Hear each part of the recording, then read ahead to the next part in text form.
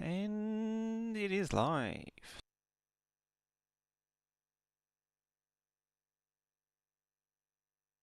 If I can wrangle all the windows together, there we go.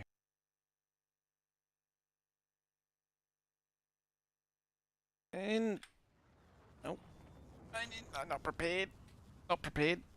There we are. Now I'm prepared. How we doing? Hello. Hi. So, just pausing long ways to think about what I was doing.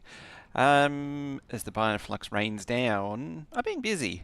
I've been just tidying up the odd things here and there. I can't actually remember what I... Oh, yeah, I think I poked some things and stuff and junk. Ooh, that's what I wanted to see. I just saw supercapacitors rain down. Just before starting, I set up this here to start running. So it's making the Mark III batteries. Legendary, of course. The reason I did all that is that I think it was just before the end of last time, or near the end of last time. Oh, hello, bots. How you doing today? I told this thing here to make the Parama Mark II, which realistically doesn't make a heck of a lot of sense. This really needs dealing with. I already deconstructed this to try and deal with the... oh, that's on Gleber. What's... Oh... Yeah, that's... We'll get to that. Point is, it's smarter and more sensible to do all this stuff here rather than over there. Which means I need to find... This is where I need a laser-eyed Kiwi to do it for me. That's legendary there. Get rid of those. You can get rid of those. Oh, yeah, that's fine. And one of those. All right, now, does we have all of the ingredients? Probably not that, actually. Because that is the final piece of the puzzle. And then we can have a... There they are.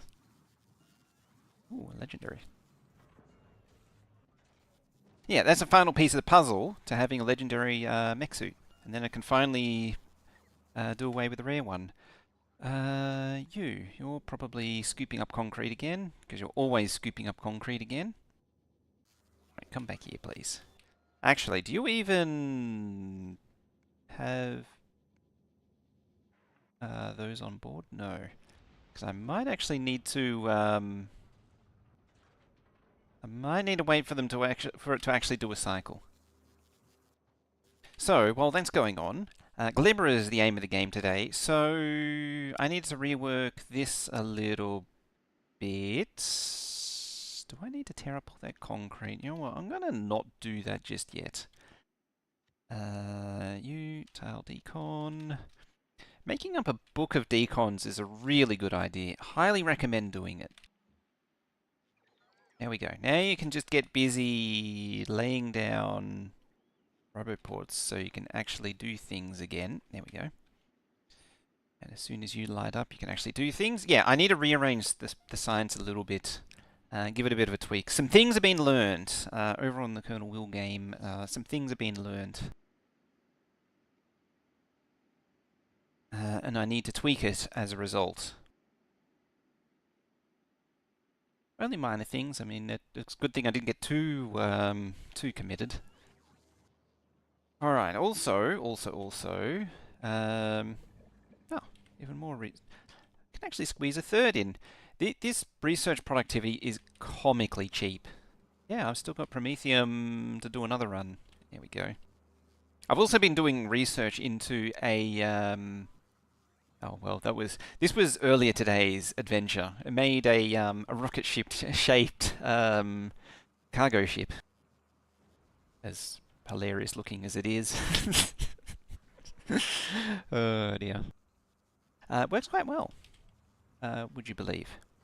No, the thing that I'm interested in. I've been doing some research in. So I probably haven't made it very clear, but the ultimate goal has always been a ship that carries eggs to the end and then stores as much promethium as it reasonably can. on the way back, such that it can achieve a little bit more next time around. Hey, Slazer. Learned from Will how to deal with 200,000 eggs on a whim. I mean, I was somewhat prepared for the eventuality. There it is. So this is the concept that I've generally been working towards. Is a platform, more or less a platform of two halves. So there's a Prometheum half up here, and then there's a platform half down here. Morning, how you doing? So the thing, as I say, I wasn't very clear, is because I was very much set on using the cryoplant itself for storage, because it seemed like it was possible to store a lot more chunks than what belt storage can do. And yeah, that actually turns out not to be true. And so my experiments have led to this platform here, which, yes, it cheats fuel and oxidizer in currently, but it's really about, the platform's really about proving the functionality of this up here. Oh, this is actually the previous version too. This is a slightly revised version of this. I just realized because there's more railguns there. And so, do I actually have it saved? I might not have it saved. I mean, that's more like what it is, but yeah, oh, that's actually an even older version. Yeah, it's been quite a few iterations of design. But the end result is I store 45,000 Promethium in the belts, and not counting what's in the machines, plus a little bit more and whatever, which leads to an extra 18,000 biters being carried. And for a platform that can normally carry 75,000 eggs, 80,000 if you really push it, that brings it up to 100,000 eggs, which you can grind through, which is pretty impressive. I'm trying to go for a fairly lean ship, a narrow ship platform, rather than a super chonk wide one. The wider it is, the more eggs it can actually process for each run, and so the more faster it is. But I kind of want to see how a lean platform goes compared to a mega platform, because as you get into deeper space, the wider well, as some bit, if you don't know, as regularly pointed out, the wider a ship is, the more asteroids that spawn, and that is a drain on the game.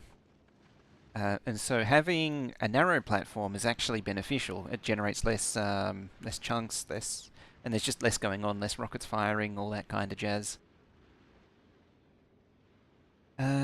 So that's sort of where I'm at, and it produces a round trip as what was it? The round trip was about 43 minutes. It was a bit over 40 minutes, and produced near perfect round number of 7,000 Promethium science a minute, which was quite a result. Now you needed that stuff, which I need to get the legendary platform to bring, which would probably be a good idea, wouldn't it now? Oh, we just left Gleber too. Not Gleber, the other one, the not Gleber. The junkyard. There we go. Alright, you summon some of that, please. Thank you. Now, get rid of you, and you, and you. And trash unrequested, and trash all that. And trash that.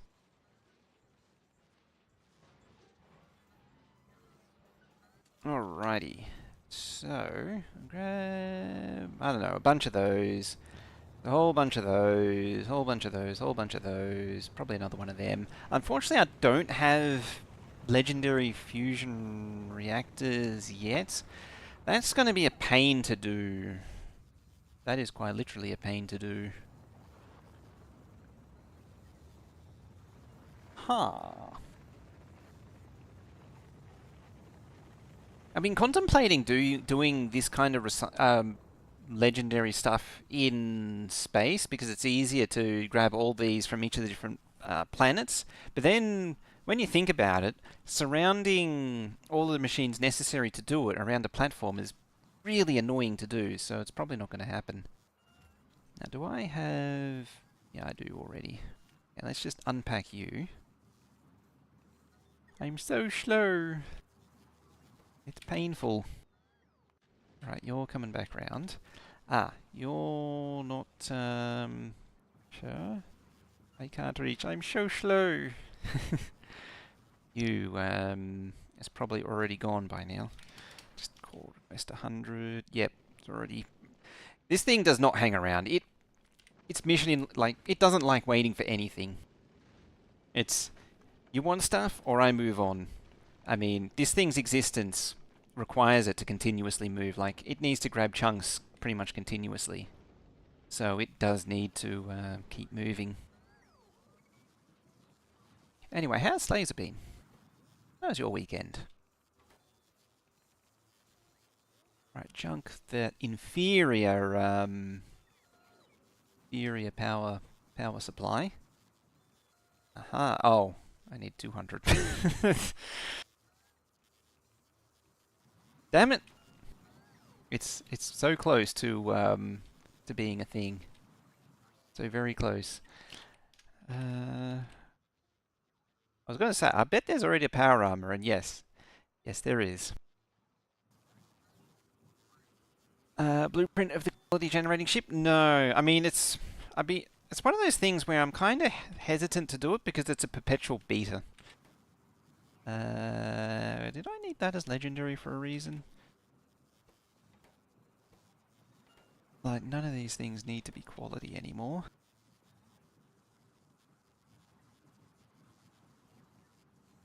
All good. Had a customer go kaboom at 5 PM on Friday, and now you have to deal. I didn't wait until after the weekend to deal with it. That's the way. All right, you come back here. What the hell is it eating? Oh, it's probably Fagora. Probably something here too. Actually, come to think of, like furnaces or something. I've been doing some more understanding of platforms. It's taken a really long time to wrap my head around it, but I'm starting to really grapple it now. I've definitely, or as a result of the latest escapades, I've definitely underappreciated laser turrets on a platform. I was for sure sleeping on how good they actually are. It's also kind of amazing that this thing only does basic at the back. The collectors are at the back. I mean, this is 100% a end game. Like, this is all legendary. Everything. Oh, except for the cargo bays. Cargo bays are not because it needs the slots, not the storage. But yeah, this is very much I can't believe how well it works. It's amazing. Be interesting to see how a Aquilo one works, because that normally needs rocket turrets.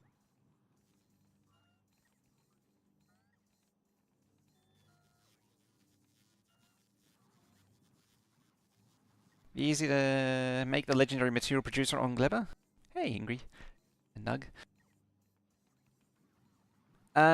So the reason for the legendary cargo bays is once you get into high throughput, where's the example? Like this one here, I actually gave it legendary, but it doesn't really need it.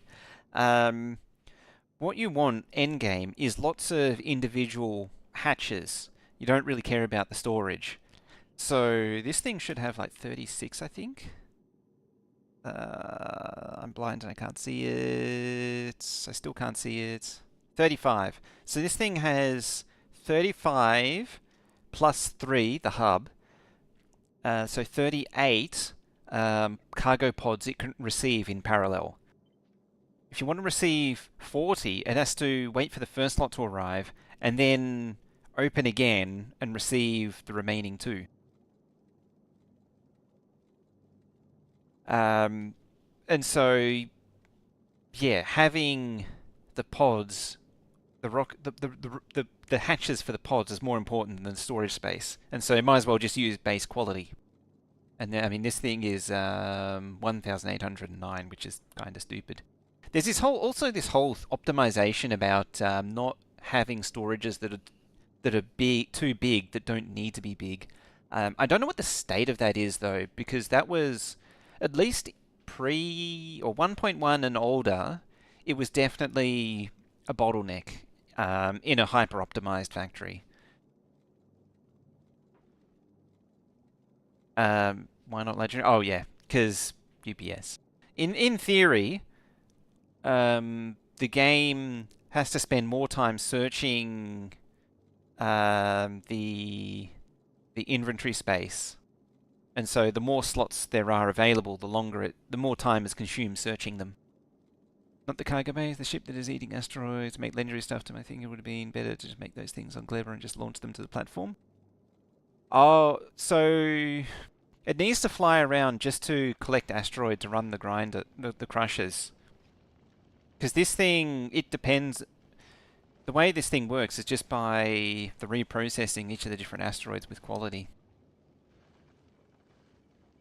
It's definitely considerably faster at producing legendary than Fulgora or Gleba or anything else that I've tried. Considerably faster at making legendary. Like for all the time all this was happening, this thing did it in a fraction of the time. Well, it took like 4 hours, and the thing was completely, had 20,000 of each. It was shocking. An Andy Man, sorry, I was getting to you. How many requests do I have in the landing pad? I found SS storage having more than 6 greatly reduces how fast items can be dropped. Mine isn't that dramatic. Mine's actually a bit of a weird one because it's a mixture of circuit network and this. Mainly because this doesn't factor in circuit network. So these are here, but they're unticked because they're actually in this combinator, duplicated in this combinator, and it compares it with the circuit network and scales them down. So like, yeah, it only tells it to bring in 5,400 instead of like the full 6,000 or whatever it is. It does lead to stupidity like that, but that's a different problem. What I eventually want to do is move this into its own site, because having these requests tied to this base is kind of flawed. I forget what the numbers were for asteroid reprocessing. I didn't realize just how stupid it was. As I say, I forget the numbers, but it was insane. We're still doing... still got the Promethium to do it, so might as well do it. Wow, 22,000. This is the 22,000 a minute megabase. Even though it's not a megabase, it's a starter base. Alright, so that should have been more than enough stalling to... You're not set to request it. You. I'm going to expect one. There it is. Alrighty. 1 legendary mech armor. Whee! So much space to fill. It's kind of silly. It's actually kind of silly. It's a spellmaster. You want to have them controlled by circuits like I do. Ideally, request equals 0 when in the pad.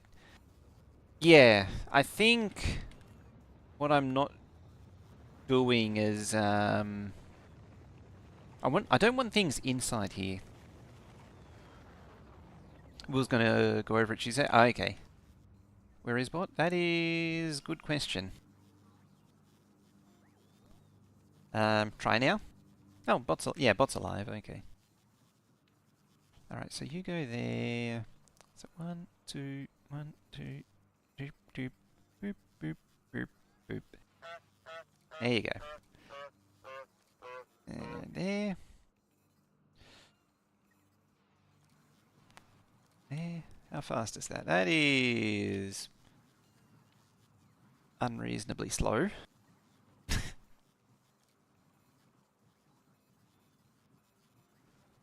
How's that? That is getting there. With a few legs. Yes. So what do these have? These are 9 by 2.5. We might as well put 4 in.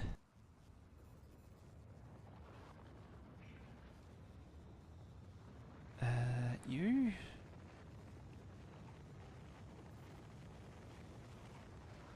We do need the goggles. Shields wouldn't hurt either. A few PLDs. Don't need many though.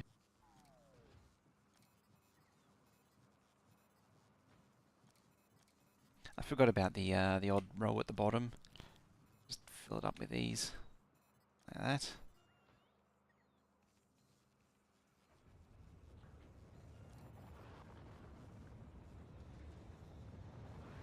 Yeah, just pop another one in there. It sort of gets to the point where I don't really know what else to put in here. But all... I'll just make that reactors. What else do I even need? Yeah.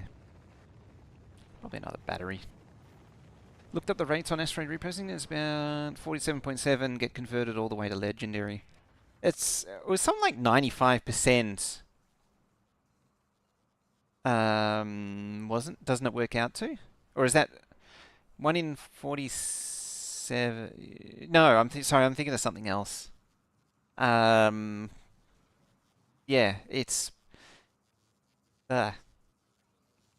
put 2 night visions in double light.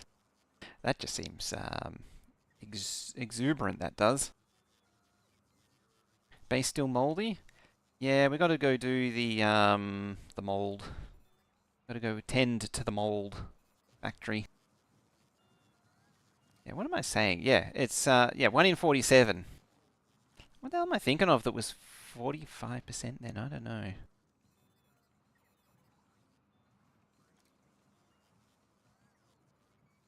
Do I even know what day it is? Probably not. There. How can I do this thing such that it is more space efficient? The belt immunity. Could just kick it out to yeah, got rid of all that. Bit by Koenig about calculating the quality rates and blueprints. I should have a look at that. What does legendary night vision do? Nothing really other than the achievement. Whee. We're nearly all legendary. Excellent. We just got to get the legendary portable fusions. That one is a little bit more tricky and involved to do because I got to set up these on Aquilo. Aquilo is its own beast that I need to deal with. This thing needs to be upgraded significantly. Discharge defense on demolishers. I had thought about the legendary belt immunity. Did I? I may have removed it. Yeah, I may have removed it.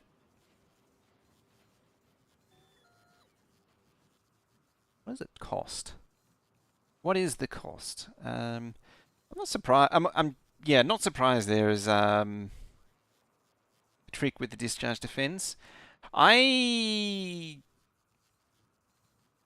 the same time, like a discharge defense, I'm just trying to remember back to the LAN. I remember thinking about it, but I think I'm just looking, yeah, 100 plus 280 electric. That's why. Because I shrugged it off because it's electric damage, and demolishers are basically immune to electric damage. Hey, Duck, how you doing? But yeah, if it's doing physical damage, then that's a different story. Hmm. And is a function of the shield charge from memory? Let's just steel and red circuits. I didn't grab the steel. There we go. one-shot discharge. My recollection is there's multiple discharge defenses, if I remember right. As in, you use it, you zap it multiple times. Where is it there? Of course. I should have, it took me a moment and then I realized, yeah, you can't do it outside of an assembly. You have to do legendary, you can only base quality handcraft. You can't legendary handcraft, obviously.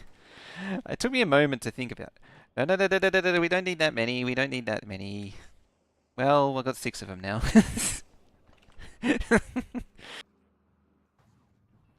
There, you can have those. You can have those back. And you can have them.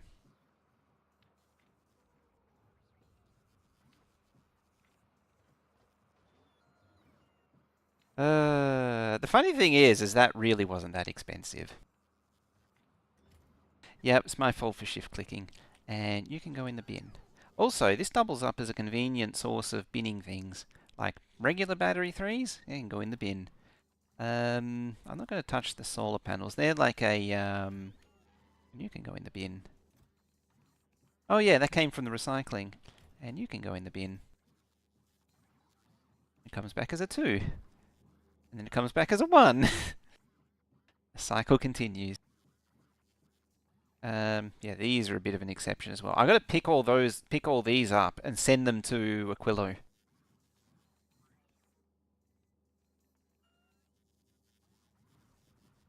But polishers are vulnerable to electric damage, not immune. Oh, it was only 20%. I always read that wrong. The 20 out of 20?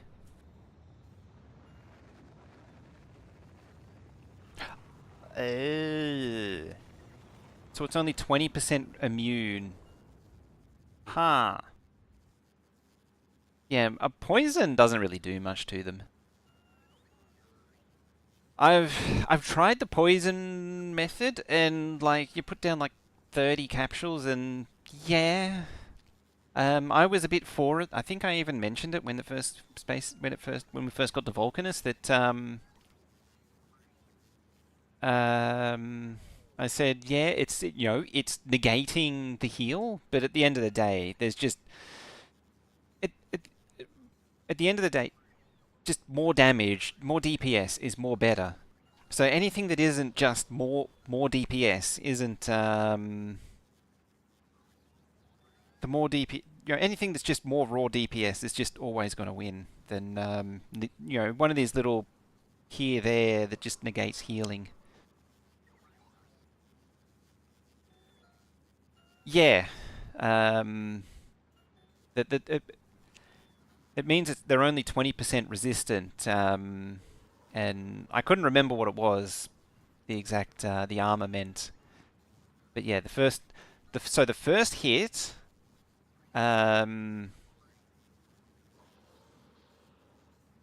ignores the hits, and then after that it's 20%. Shot the ones you killed in the face with a yeah, that's right. Hey Glacial. So, the tank shells. They're just more. Wow, I can't words. It's more DPS, so more death faster, and it's less steps as well because it's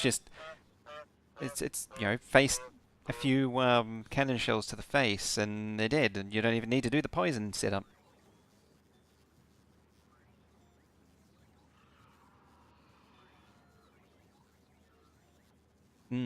More segments, and the railgun just goes down through the whole lot, and so they're just insta dead.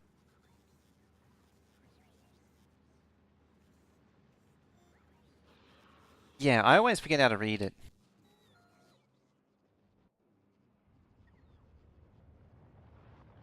So in this case, what it means is that if you're doing 280 electric damage, they're only going to do 260 electric damage before the reduction. So the first 20 is just subtracted, and then it's 20% of that. The uranium cannon shells do well against small ones, but you couldn't kill a medium one. I think tank could get destroyed. And tried giving the equipment like. The tank needs a fairly substantial amount of upgrades, and then you can do it. You can also just nuke to the face on mediums, but you've got to be pretty precise with your shooting.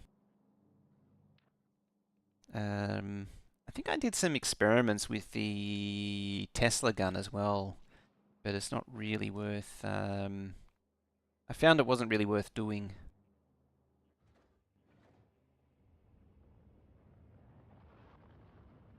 I really need to make an effort to remember and understand how the damage stuff works. Like, I'm always reminded either by the developers themselves, because I've actually been through this with the developers at the LAN, and like Nug, and people have mentioned it before, explained it before. Probably Nug again, like a year ago.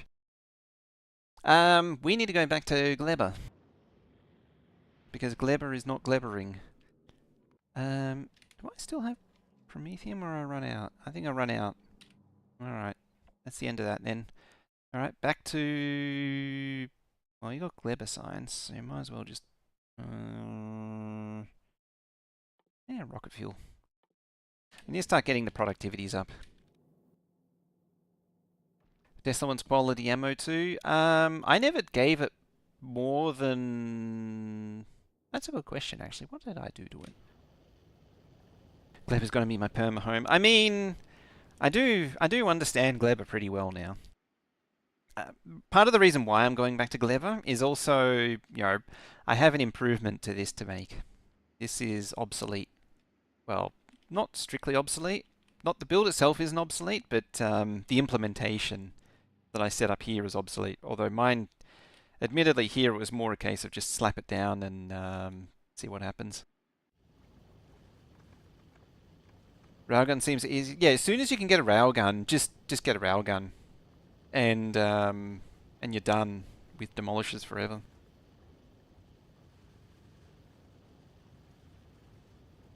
I mean, you only ever need to kill like 2 or 3 of the demolishers anyway. I took out way more than I needed to. Yeah, I didn't need to go down there. Maybe that one there. I mean, I was a bit short of tungsten. Also, I still really miss the button that lets you hide the overlay. How are we doing here? 4.1, 3.8. Get that mining prod up. Drop on planet. Glebber. How it trains Glebber? Worth it? No. Not worth it. Don't bother. I started doing it, and then I did some science on it, and the conclusion was don't do it. Not worth the hassle.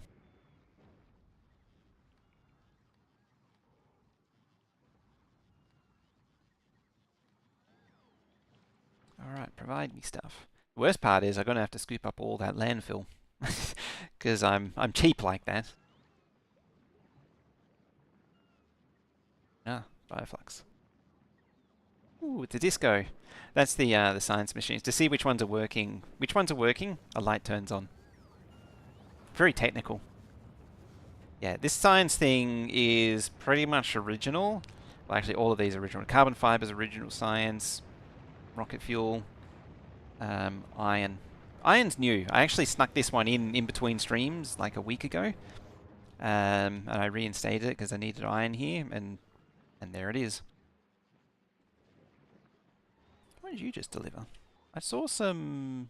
Ah. That's what that was.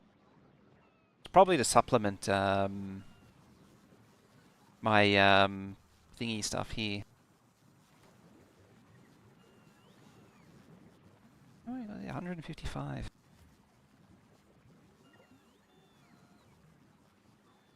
$30. It's slowly gaining.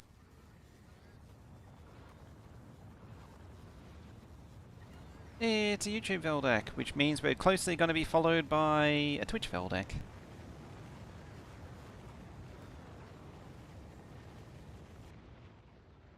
So yeah, I got stuff, yes.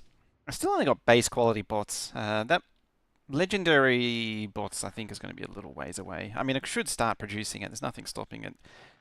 Problem is, it's all the intermediate steps that make me want to avoid it.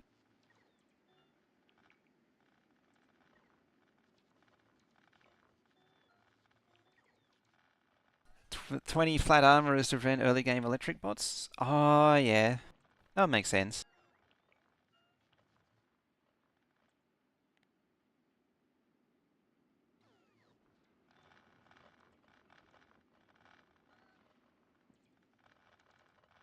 I don't have explosives. No.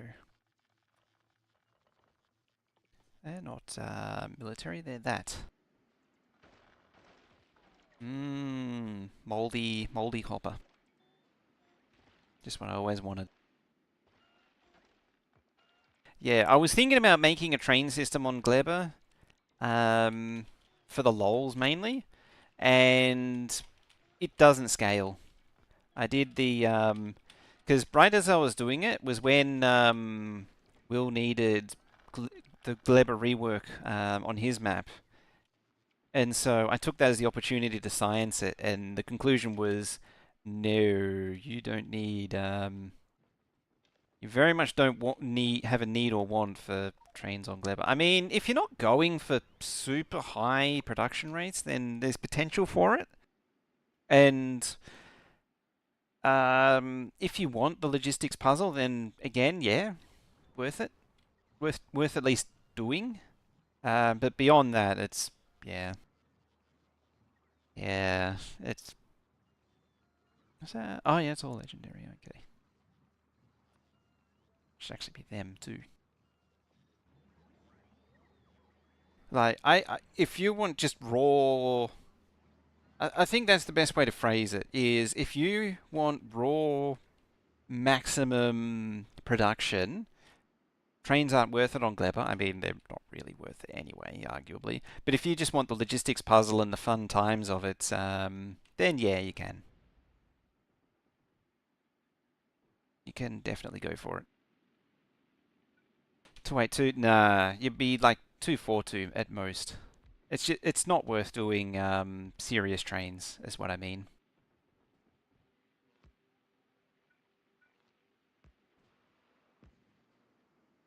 Just two or four wagons is enough. Hard to justify. Yeah, it's either two extremes. On Narvis, your solution, the only solution, is stuff like this. Off-world, the only solution, like Aquilo is nothing. Aquilo is tiny. Um, Gleba is pretty small as well. Like you don't need that much agriculture to do Gleba. Vulcanus. So apparently this is going to shrink a lot. What I built here is not going to last, which is kind of sad as well. Having said that, also, like Vulcanus, now that I've done it, I have not touched Vulcanus in weeks. Yeah, Quillo is not as hard, not nearly as hard. Which is astonishing too, because we were told that, well, that's in yeah, base bot range. We were told that they removed the enemies because it was so hard. And yeah, not so much the case. Alright, so, yeah, I had it there. What I want to do is sort of rearrange it a little bit, maybe pull it down to here.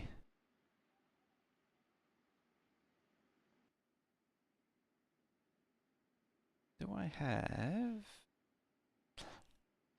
We've even got a yeah, a new silo. Ah, balls. All right then. Well, I didn't want to go in there straight away, but we're gonna dip over to here now. Because yeah, I've been working on. So this is what I've been working on in the background is refine. Well, I've been refining this thing for a while now. So the first thing is in the Book of Gleba is this. It's like the Gospel of Gleba. This is there.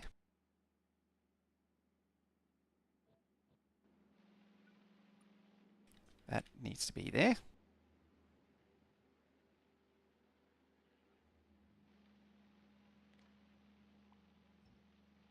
That doesn't need to be there. You don't need to be there. let's just fix that properly.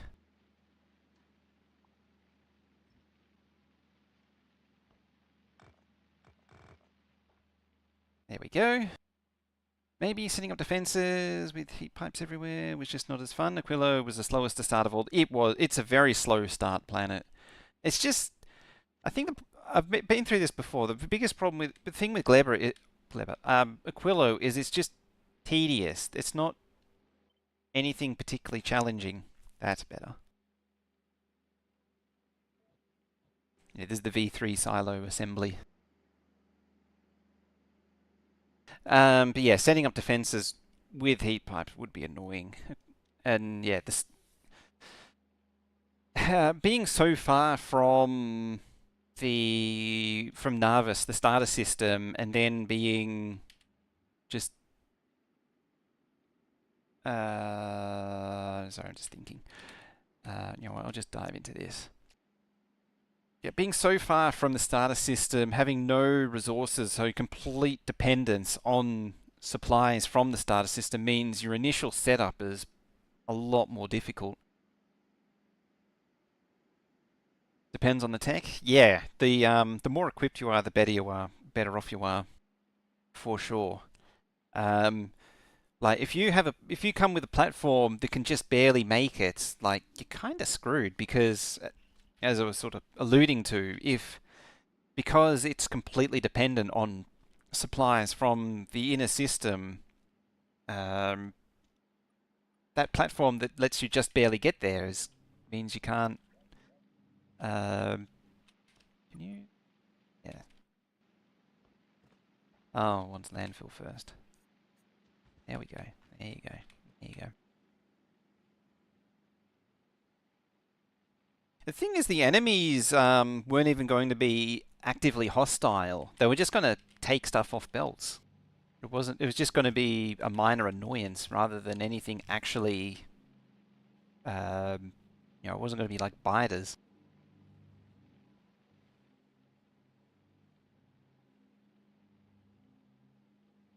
It's just that, yeah, Quilla was just built Tetris 2.0, and the 6 times bot charge means you can't do it with bots. Stationary platform above Aquilo for the resources, which not every player understands. Yeah, I think now I could probably pull that off, but I didn't fully appreciate it originally. I think also stationary platforms, to an extent, do rely on a lot of asteroid processing productivity. Like you need to get that pretty high. You can definitely feel the difference.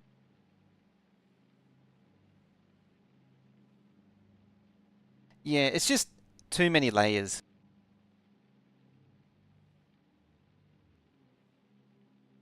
Did Fagora ever have enemies? I don't think it ever got beyond the concept. From what I understand, there was going to be like in amongst these ruins was going to be like stationary, half-ruined rocket turrets that you'd have to deal with, and apparently they decided that that wasn't going to work. But yeah, so that never actually made it into the game. It was just a concept. Yeah, they decided the lightning was enough. They didn't need something on top of it. Funny thing is though, is that lightning is really not a concern. Oh yeah, that's another. I've been borrowing ideas on this one because I've not been happy with anything I did. Like the whole belt sorting thing that I did. I don't know if you remember seeing it. Where I'd output all this crap onto a belt and then have it sorted by splitters and then split off to the different unloads.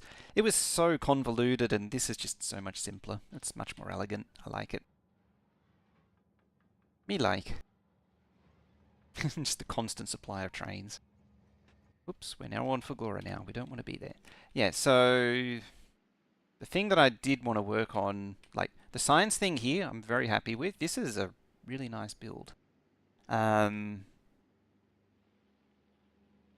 There is opportunity to actually reduce that. Ah. I don't know why I didn't see that before. What actually does the sorting? So each of these stops, you know how you get all the different crap that comes out of the thingy. So each of the train stops just has at each of the items as it comes down. The biggest problem with that though is it is quite unbalanced. Oh, they're already full. So like holmium gets its chance, then that stuff gets its chance. The blue circuits gets its chance. The wire gets its chance. So on and so forth, and such as. And the idea is that then eventually gears, which arguably they could be turned to plates on the spot. And yeah, and then eventually, and then the end. This is just recyclers in the end. So don't worry too much about the common items like gears. Eventually, you pretty much just need to delete gears and solid fuel and ice. Yeah, it's just that this thing, it doesn't balance very well, and it doesn't necessarily grab everything. So I'm not sure how to deal with that.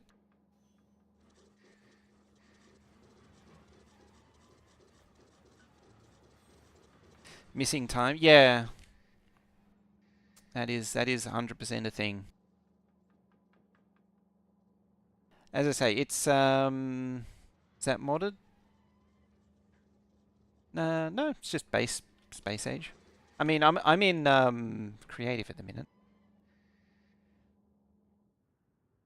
Yeah, these are when you're in, yeah, there it is. When you're in the map editor, you get access to these things. The old loaders. Funny thing about the loader is it doesn't stack items.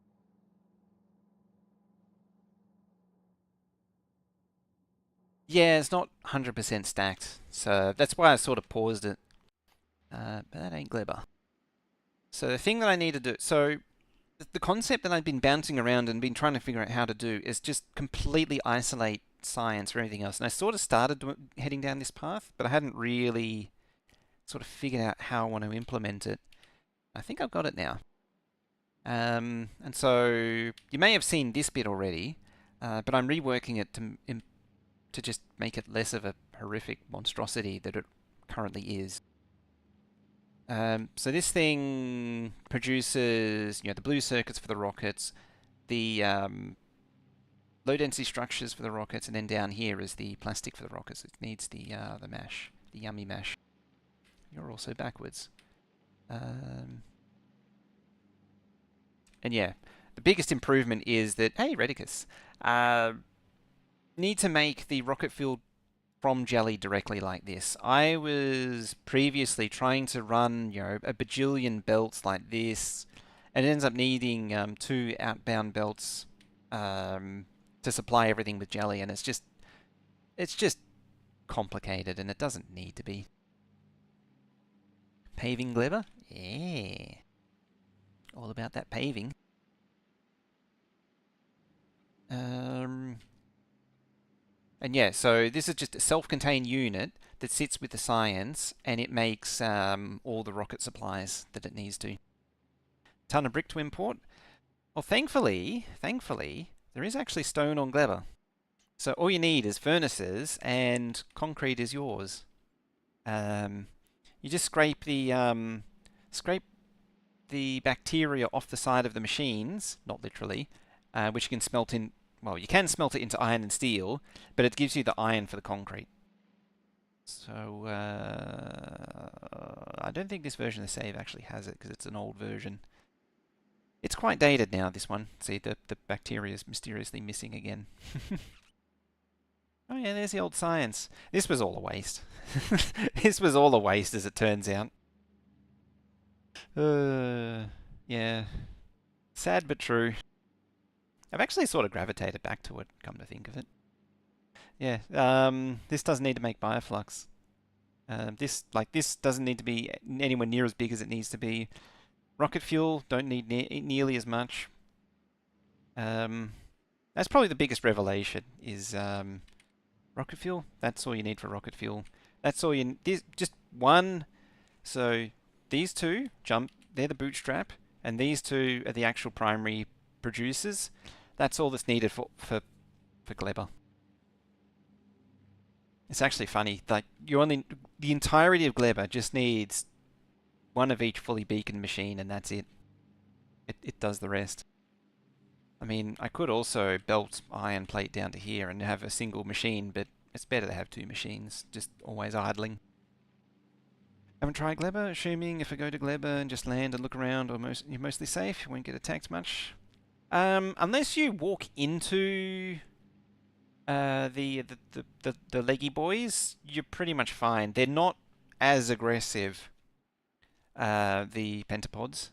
So if I come over here, like, unless you actively stumble into their egg rafts. There is one here because I can see the pentapod, but I can't see it because I'm blindo. And because, oh, there it is. It's green on green, so you basically can't see it. Yeah.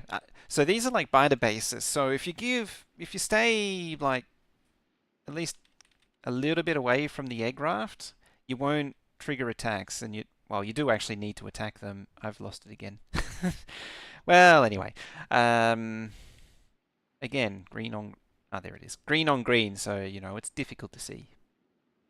So yeah, and the pentapods, the only thing that really attracts them, oh, there's no spores at the minute, is spores, and the only thing that produces spores is this crap here, the actual agricultural towers.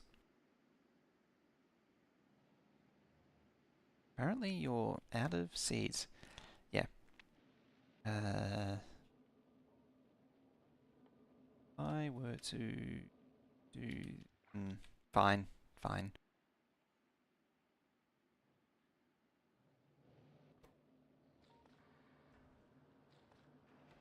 Yeah, if I was to plant that...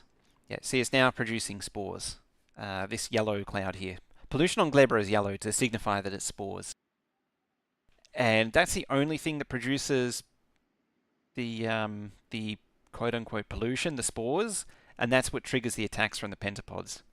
So the bulk of your base is actually safe from pentapods because they'll only really chase after the agricultural towers. They'll do some damage to the stuff around it, like biters.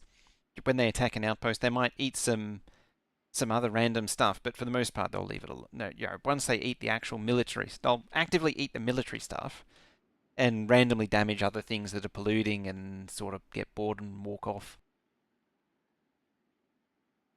Importing calcite? Yes. I'm actually long-term looking at having a platform hang around over Glebber and drop calcite. And eliminating the calcite hauler. Possibly. The problem is Narvis needs so much calcite still that I won't retire it yet. Anyways... what else we got? Oh, yes. So, I don't think anyone's seen it. Yeah, this is another thing that I've been working on. I'm going to just this is sort of the catch-up, is producing bioflux to send to Narvis and carbon fiber to send to the rest of the solar system.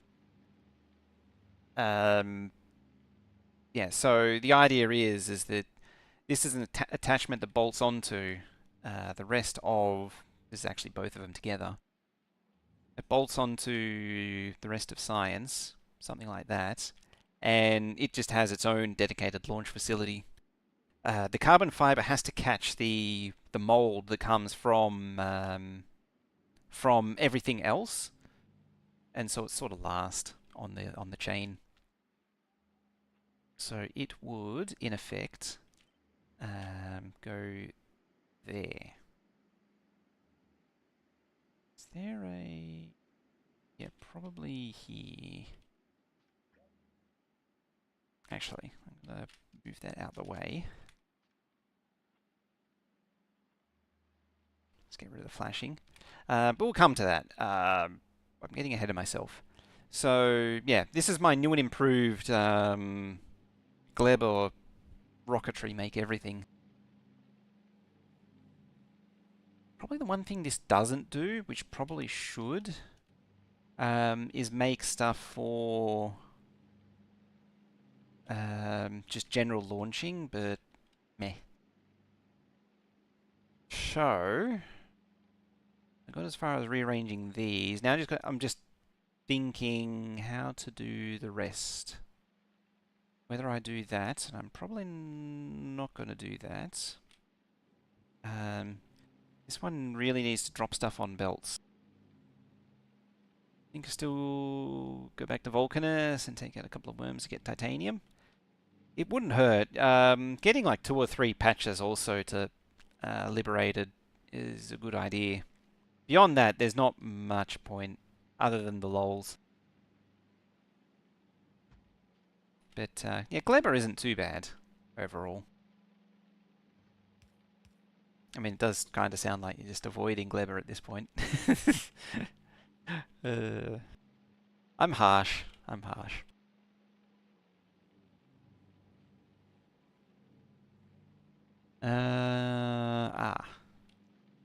You need to read that there, like so. Because yeah, there's a escape for moldy, moldy stuff at every step.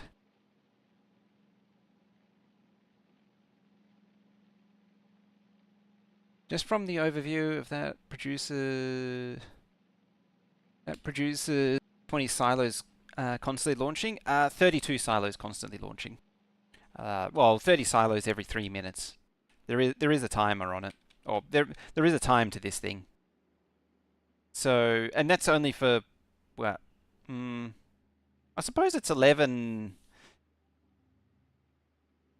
No, half of this is 11,000. This is 11,000, so it's 22,000. Each of the 4 has a silo bank assigned to it. So there's actually for 2 of these, there's actually for 2 of these science builds, there's effectively 4 silos. So actually, yeah, 20 isn't far off because it'll be 22. But I've set it up for 32 launches every. Well, the goal is 2.5. One silo, 32 rockets every 2 minutes 40-ish seconds, I think it was. I'm trying to remember the exact numbers. And then each cycle, like each time it launches,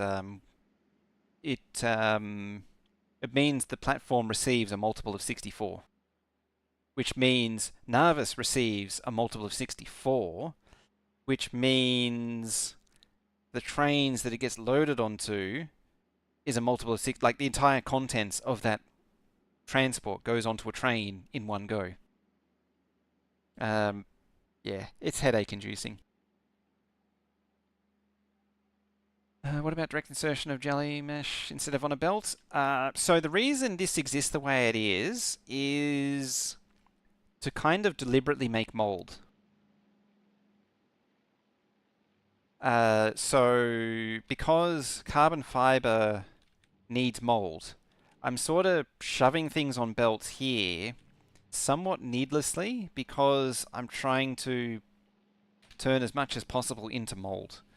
Having said that, though, it isn't really that necessary. Glebber generally also benefits from continuously circling belts. So I'm wondering what I'm looking at. That is there. Yeah, it's meant to cycle, meant to put stuff on the belt both ways. Having said that, though, having just something that fills boxes with jelly that then rots into mold doesn't hurt. But yeah, this thing sort of puts stuff on belts because I want stuff to go moldy. Dedicated compost? Yeah, that's what I'm thinking. That's what I was alluding to, is a dedicated compost isn't a terrible idea. It's something that I've been weighing up.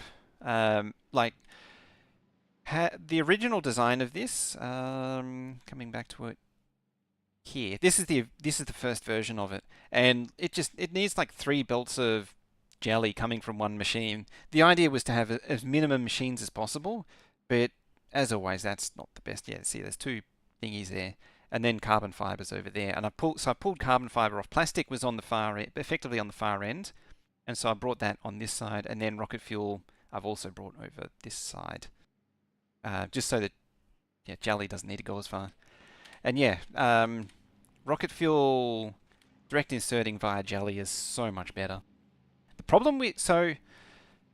biggest problem with direct insertion on Gleba is I need to actually deal with this too. Let's see. Probably there. So I need to shut down this machine. Enable, disable when when rocket fuel, when I see it, there it is greater than a certain value on here. That way, so the big thing about Gleba is you don't want machines backing up. This stuff has to continuously move at all times. And so the idea by reading this is, in fact, I might even demonstrate it, what I'm thinking, what I'm trying to get at. Let me try and demonstrate it. Because once you have, or what you're trying to avoid is an inserter holding onto something. As soon as an inserter holds onto something, it's going to go moldy in its hand, which means it can't, empty its hand. And that is a problem. So, if I pull out some infinity chests and some belts, you go there, there, and there, and there. Remove unfiltered. You do bioflux. You do that stuff. Yeah. See, it's all idle. So when it's idle, nutrients are just going to slowly go bad over time. That's fine. It'll get ejected onto this belt over here. Actually, I need to do that too. Infinity chest. You do me some jelly. Can I make these actually work in editor mode? Yeah, I got that wrong. I got that very wrong. So not there. You actually go there. Yeah.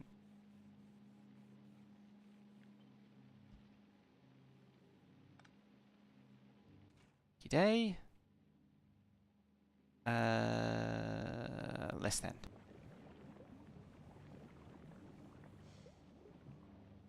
So you've actually stopped already. Yeah, that's what you don't want. You don't want an inserter hand partially full, because this is going to go moldy in its hand. And once it goes moldy, say for example like that, so now it's stuck and it can't put mold in a machine. So now it's stuck and it can't insert. And so I should actually do that. The only way to fix it is actually to do that.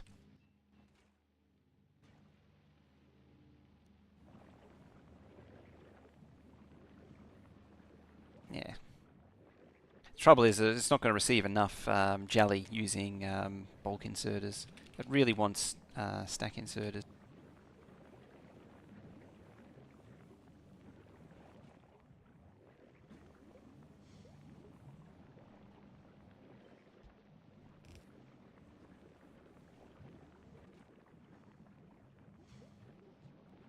Is there a world where I can sort of trick it into thinking that it's... Oh yeah.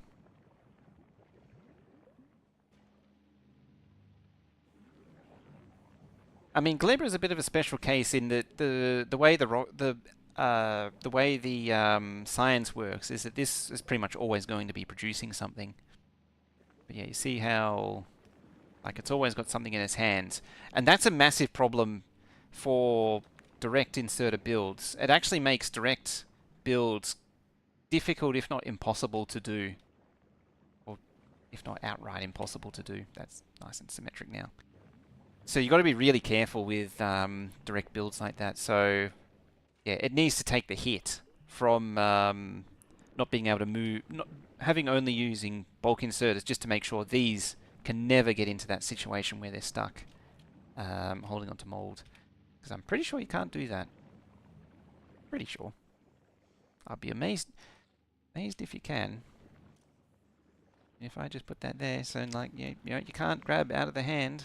You gotta I say that because I have been embarrassed in the past where I've done stuff like that. Oh, you can actually do that, but no, that's not a mechanic. That's what makes Gleber probably the most annoying, is that, yeah, it highly discourages direct builds. Something going moldy in the inserter should be deposited into the machine trash slot. Ideally, yeah. I feel like that was chosen on purpose.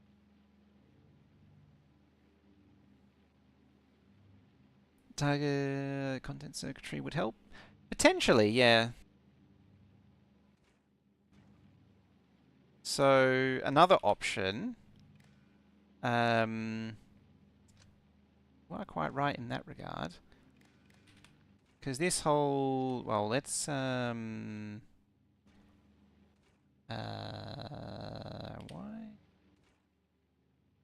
Oh, it's always this bloody seeds.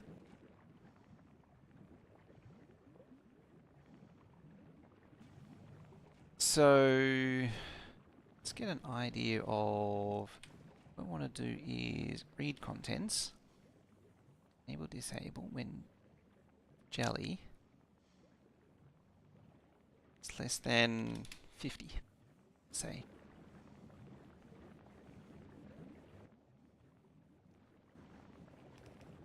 In fact, I think you've actually got me onto an even easier way of doing it.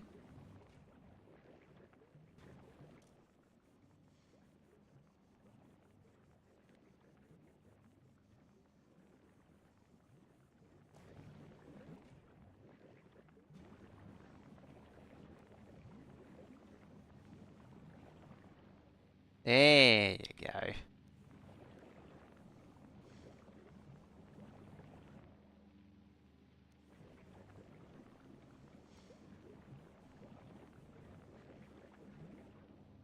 If an item spoils while it's in hand, the inserter will hold an item that is known to be a spoiled product of different items. Such item gets slightly different treatment when trying to insert an entity when an item does not fit into the input inventory. Is attempted to be inserted into an assembler, does not fit, ingredients will be put into the dump inventory as a spoiled product. Okay.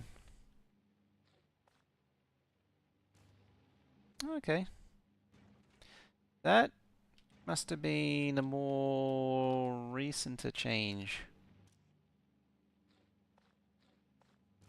Yeah, it's going through. Okay, never mind.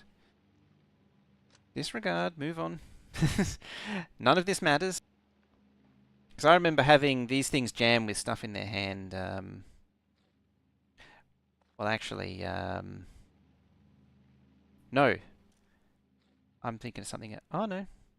Okay, it'll do it with... Alright, boss kid. I stand corrected. It's done the good stuff.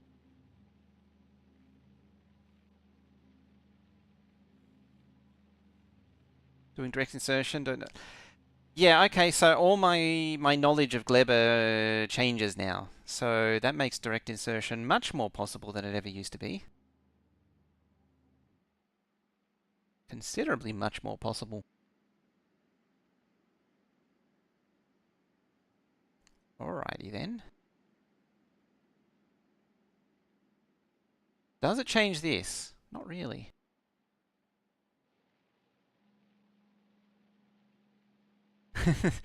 Yeah, I mean, we're all learning stuff. This is quite an innovation on the first version at the very least. But yeah, there you go. Yeah, I'm just pondering, what does that do?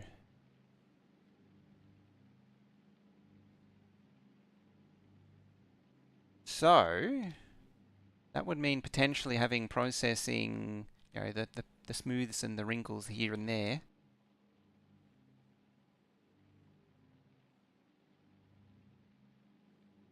It's very likely that my mind has been contaminated by a lot of the early stuff because Gleba has changed a lot in the last few months. Direct insert two biochambers, nutrients, extract excess, supply only bioflux into each other. Yeah, yeah. What I was thinking was, so what that changes is that, oh yeah, you only need mold. It's so annoying. Like these could be direct, and then I only need to supply nutrients and bioflux, yeah, as you say, into each other. So what I want, in that case, is eliminate that, and in fact use my bioflux generator here, lay it on its side, like so and such as. Hopefully this actually works. Maybe. Always a good idea to use efficiency modules too.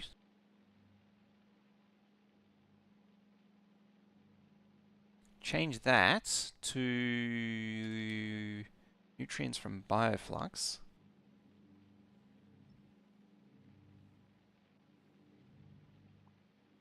And what I'm envisioning is the nutrients run along and bioflux run along here. Tear it down, build it up again, as always. That's the Factorio way. Never ends. It never ends. If I can do it without affecting this thing, that would be also amazing.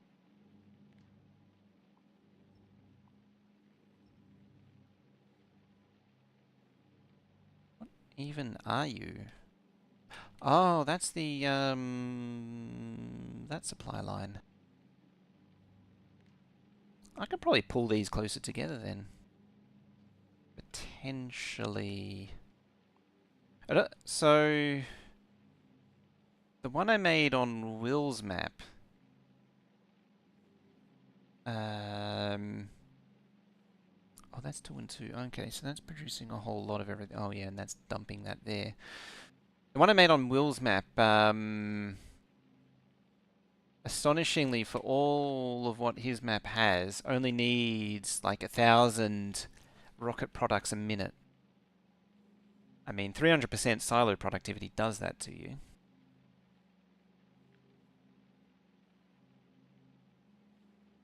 Converting to your other horizontal build. So yeah, that's for the bioflux. Lay it down like that. And so what I'm thinking is you go there, and then you go there. But we get the beacons out. Let's get the beacons out of the way.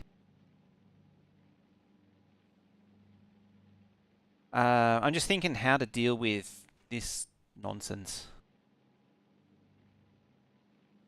Other than maybe sticking this in the middle.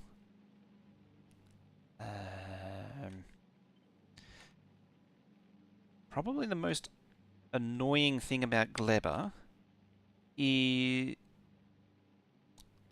That's why that's that way.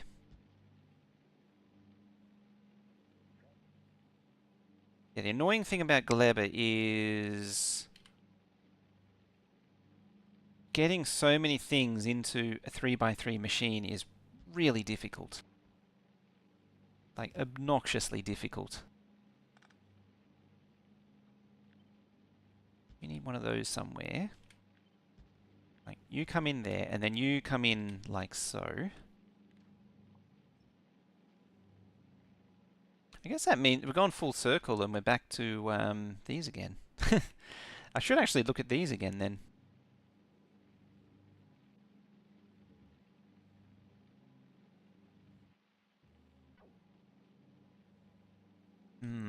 Depends if I can get them to actually fit. So like you do that, because you're getting the yum-yums.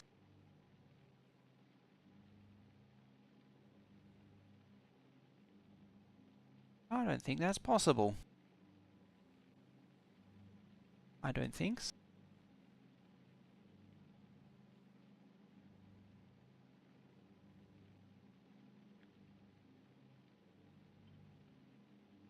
So bring it down this side.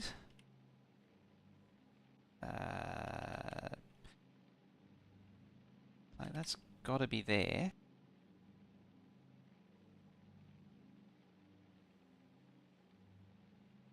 My ball gets itchy.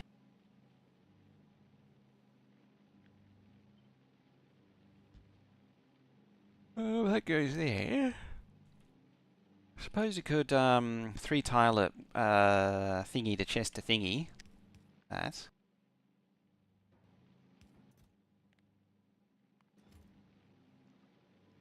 Of course, then you need the mold escapement.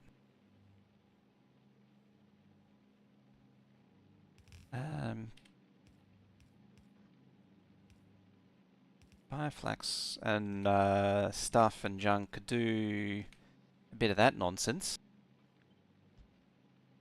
And this is where Glebber gets to be a real pain in the ass.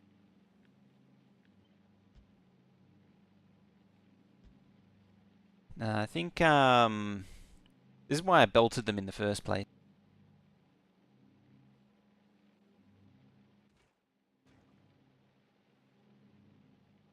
Hmm.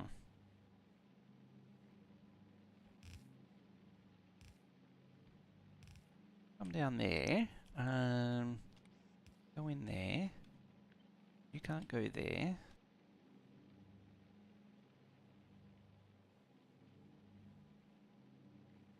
Yeah, that's not going to happen.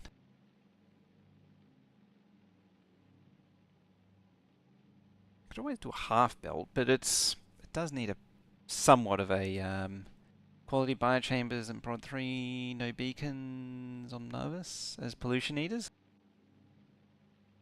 That is a viable strategy. As a side note, these are negative pollution. Pollution though, not spores. The yeah,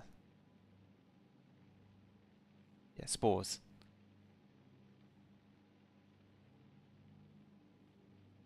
Getting spaghetti anyway?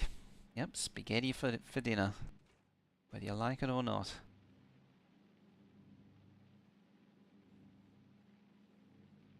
Yeah, so it comes back to my remark about these being 3x3. Like, this thing is completely surrounded.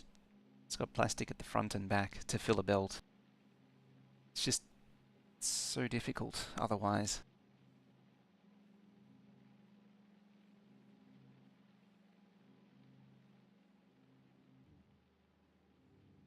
Can I make it in line? No.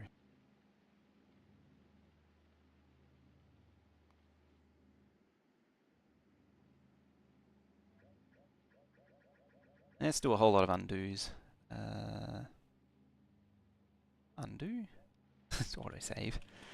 Whee!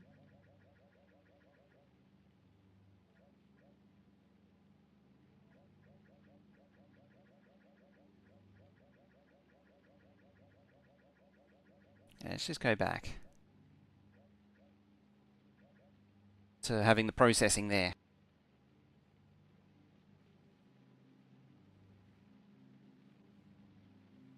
Hmm. I might just stick with what I got. In all honesty, unless there's a compelling reason to, I'll keep it as is. A good idea. That 100%. That's a good. It's worth trying, but yeah, I can't see an easy way to make it work. That just kind of gets in the way of everything.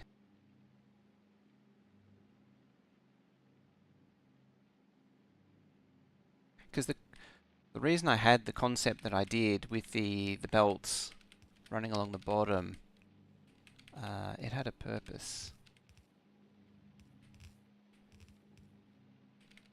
I have to think about it some more. Have exact numbers, how much I want to produce here? 2,222 science a minute. At least that's the initial goal. Is 2222, 5 twos. I realise that this is more than double it. Well, it is literally double it right now.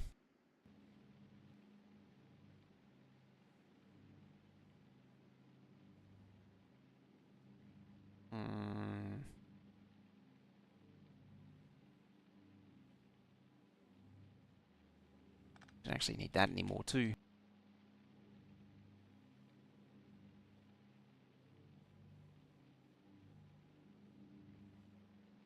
Okay, it's more... Yeah. I really want... I do like a direct insertion build. I just don't know how to make it work yet.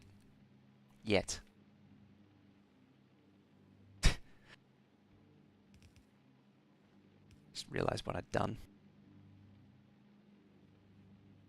Oh wait, no, that's... Yes. You're meant to do that. Yeah, I got the wrong one. So the original idea of this system... oh, actually...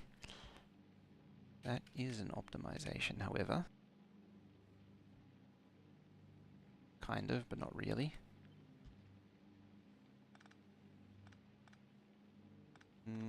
Oops. Oh, that's fine.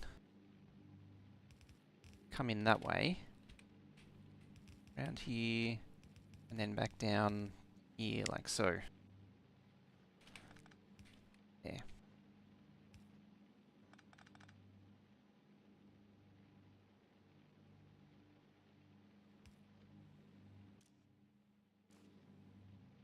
Oh, that stops feeding, yep, Yamako mush.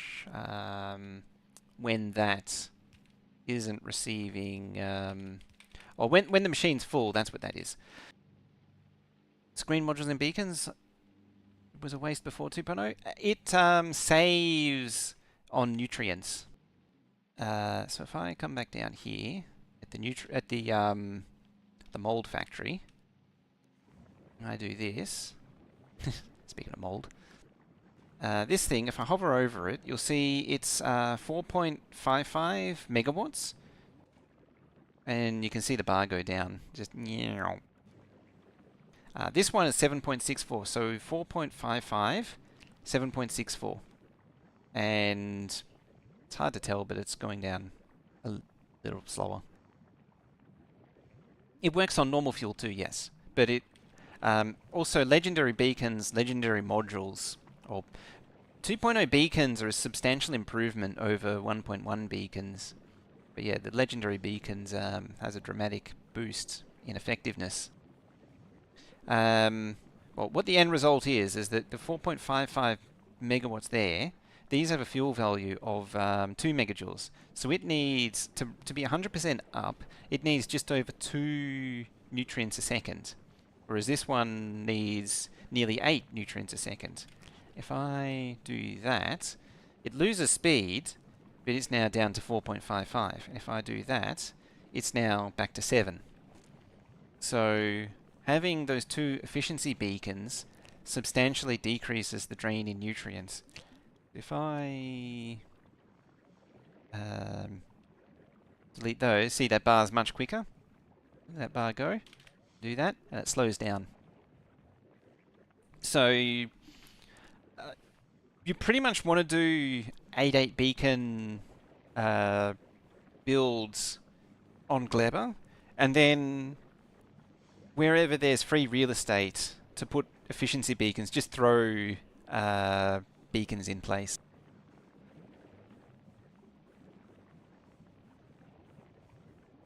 Yeah, what it means is that you then need less nutrient production, which is a substantial help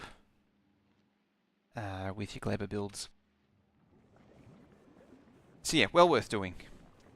You could also be strategic, chuck them in there too, like in there and there, and speed these. I think it should meet in the middle at like 6 or something. No, it'll still be yeah, 4.55. See, that's down to 1.47 because it's got 4 effectively.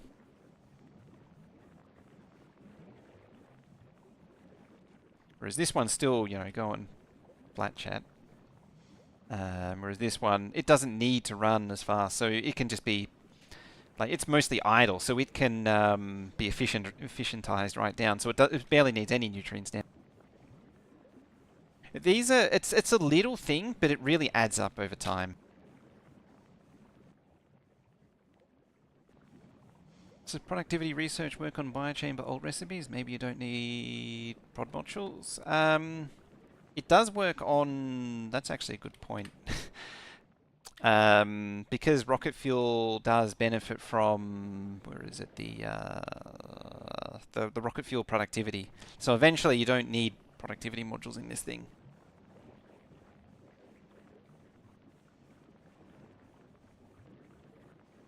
So you could actually put the efficiency modules in the machine itself, or the speed modules, and then efficiency beacon it.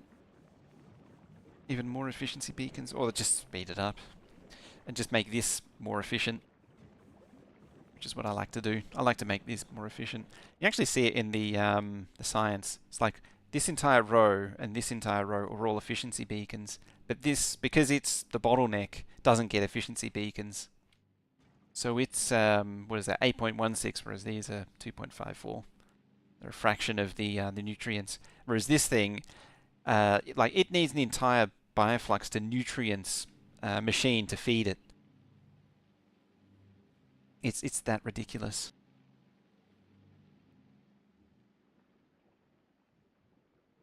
It's quite possible the problem is the more space is a lot larger than it once was, and a lot of permutations, I think.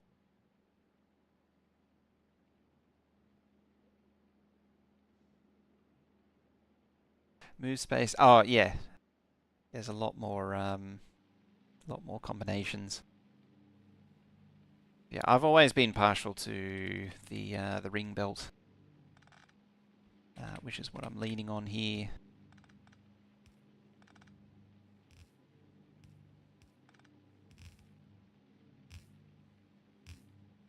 So yummy mush. You go there. Always need a way for mold to exit. It's actually a good idea. This is something that comes out in testing. Is potentially you need a bit of a belt buffer so that you know, if for whatever reason, if a lot of mold needs to come out, it's a good idea to have a buffer there to, or some means to, you know, give it a bit of slack. Annoyingly, then need a jelly bus. And that one ends up going around here somewhere. Go there. It's another one of those cases where it can do one of those. Oh, you need to go to sulfur as well. And by that I mean, oops, go like that away, and then down there. I'll find the right orientation eventually. And then across. It's a bit inefficient having it weave like that, but yeah. Such is the way it is.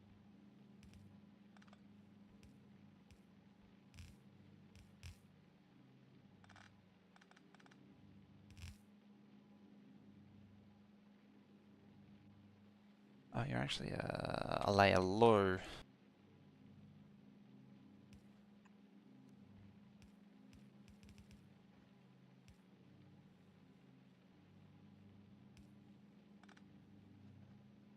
Oh yeah, that's why I do that way. Costs the same in belts regardless.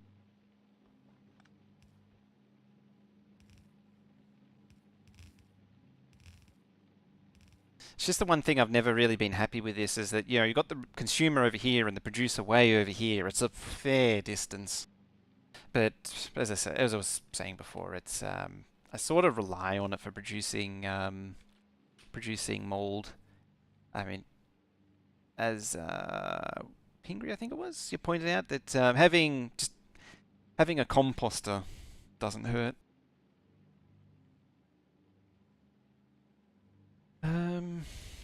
Alrighty.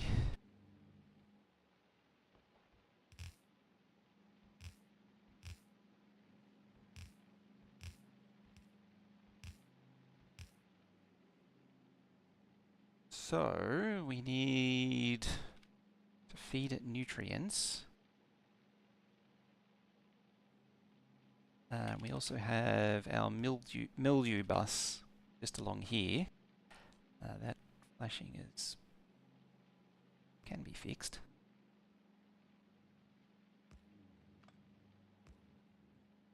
Can sometimes be a bit distracting with so many combinations of flashing things when you're trying to stare at things and analyze them.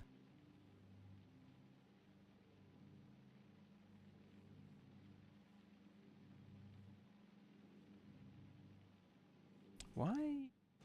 Oh yeah, that's right. I was like, why is that like that? Reasons.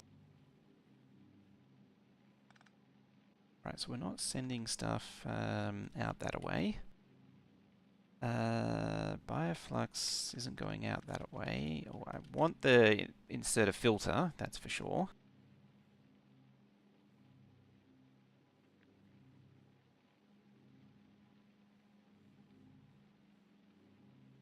You want to have your mold filter on that, but I'm going to put it over on that side because we need the seed removal service, which is over there. Now it goes there.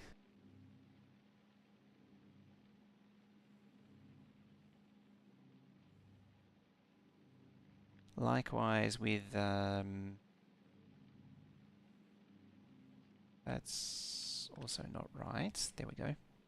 I was just thinking about that. It's like, hang on, you did that wrong. Have to do the same thing again, like that. To there, to there. You lost your filter. Oh, well, that's probably in the paste buffer anyway, like that.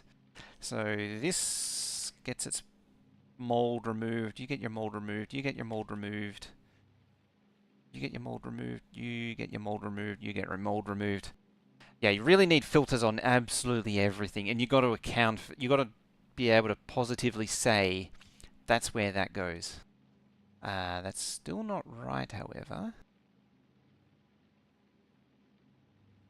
Probably because that needs to be there, that needs to be there, and you need to be there for easy escaping convenience. Now it's right. Bioflux can't go there now. Seeds grew quality fruit. I know, it would be amazing, wouldn't it? It's something you can only dream of. Right, you come round and up. You also need a auto start system. So this thing here makes nutrients out of mold, and it sends it down the line here, down the line here, down the line here. Then we're going to go back and around.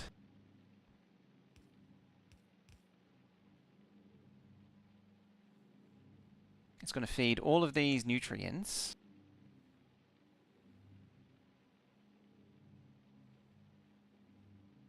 Hopefully it doesn't sponge it all up and be too, like these hopefully don't be too greedy.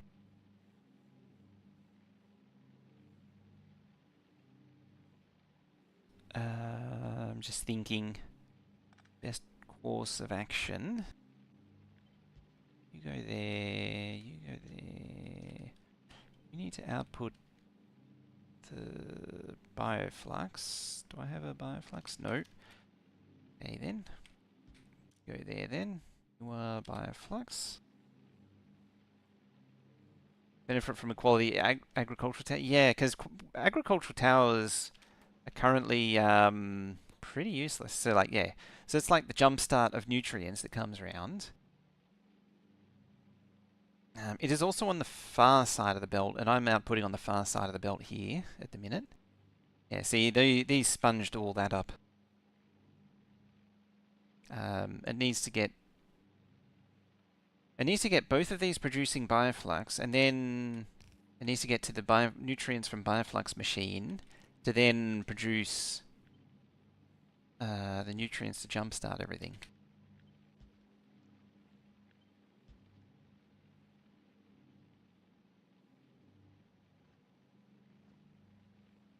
That's kind of imprisoned, isn't it?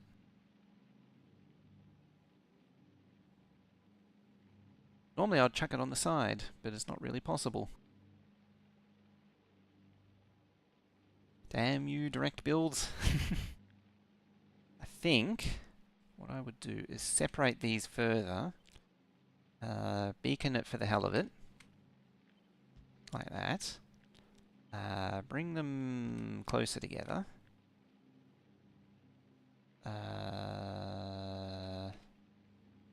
Does that side matter? Potentially. I am not really capitalizing on it. What I mean by that is I actually see a little improvement that can be made. Because it can actually output mold there, so it doesn't need that there. It just simplifies all this a little bit.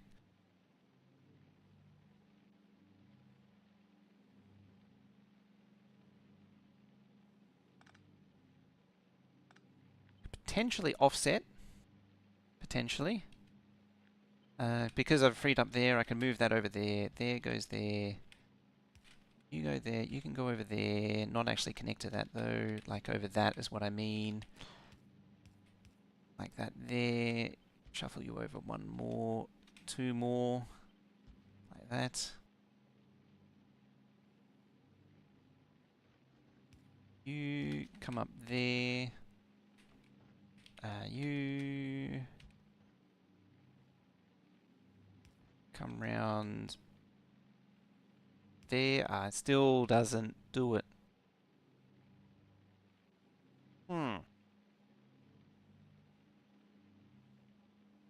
That's annoying. Because what I can do is, squeal a little like that and then have a belt do that. Like that. See? Yeah. Yeah, my hope in the dream was to do a belt down like that. I suppose if I can wrangle it, you could do that instead.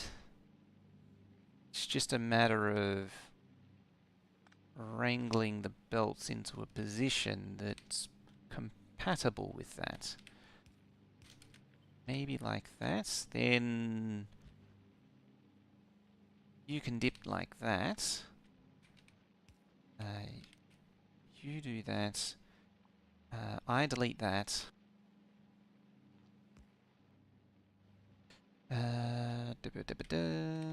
We.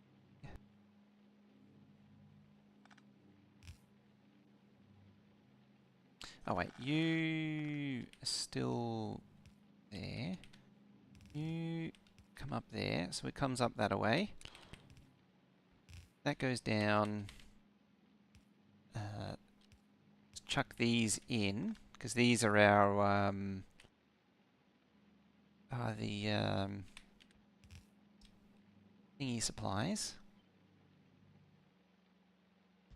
There. That. Interesting, interesting. Sort of, but not really. 12 beacon, 11 beacon. Oh, because of that. Now it's 12 beacon.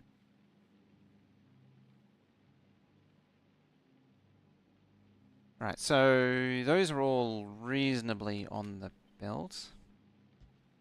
I can make that continuous then. You... Sure.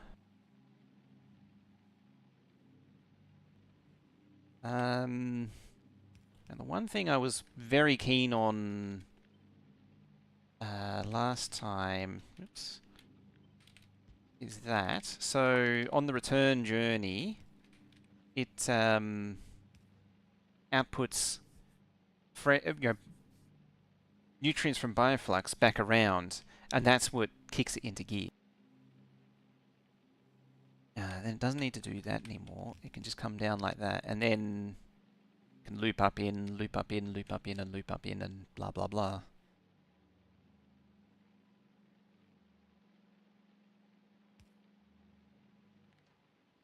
Which then means I can't get jelly out.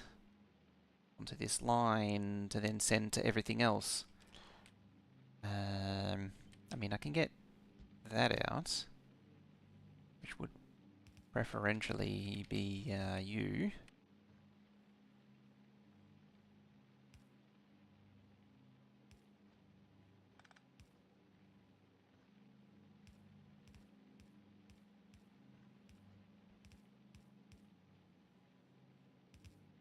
Like that. And so that's what feeds these two. I could almost swap these. Trouble is that then I... does that work? Acid doesn't matter on that side. Iron... it's irrelevant. Yeah, I could probably swap these and bring the jelly... it's just...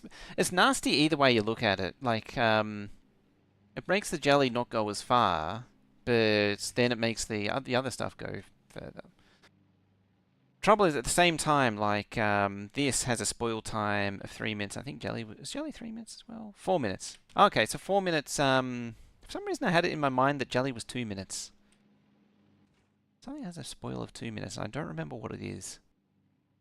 I know these are 1 minute. They have a fuel value? Huh. You can actually, burn them. Yeah, I never... I mean... given the short spoil time, it's not surprising, but I never thought to actually burn them. That does lead to an interesting consideration, is that you could keep this line, if there's not enough capacity to turn the bacteria into ore, you could just burn it and have it run continuously. Left side of the bioflux, the nutrient chamber, why is the nutrient input for the output? On the right side. Good catch. Yeah, that should have actually been the other way around.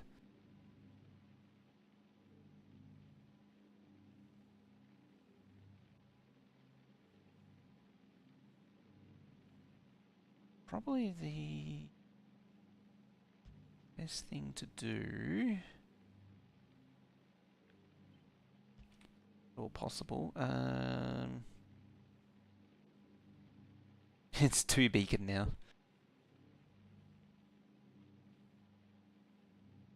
Oh yeah, because it's down, these don't affect it anymore. Ah. And it probably doesn't matter.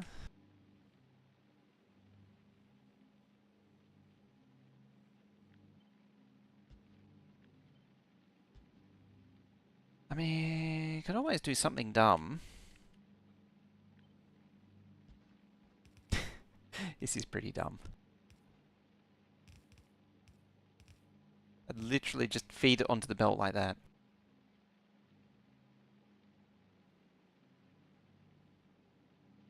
It also occurs to me, I may, because I put direct into direct jelly and such into there, I may not actually need I may not need like an entire belt for everything anymore. Like this was built to supply so much more than it is now. Like I mean, the biggest drain was this here and the carbon fiber. So it may not actually need it anymore. Why don't I just use loaders? I just felt like being different.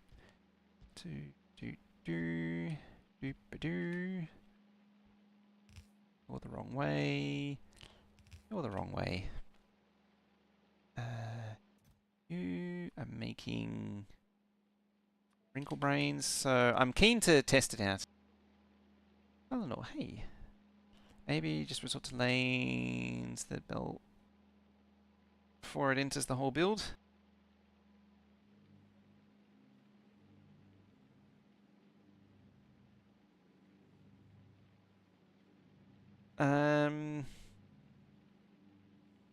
Yeah, I'm just thinking.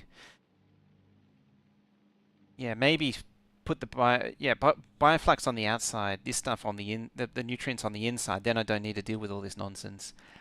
I think yeah, you're right. The simplest is the most elegant. I've also plugged that into the wrong hole. I just realized. It does actually justify making jelly more direct to this guy.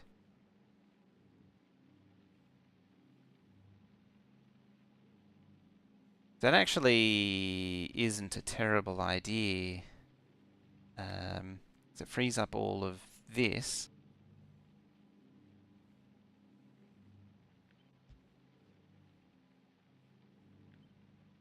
You do benefit from it. I mean, it's still one of them.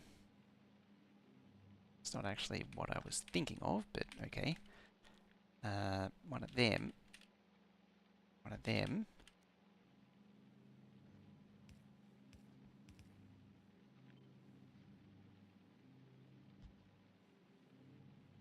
Stack inserter there. Still very much a Weeble Wobbler design.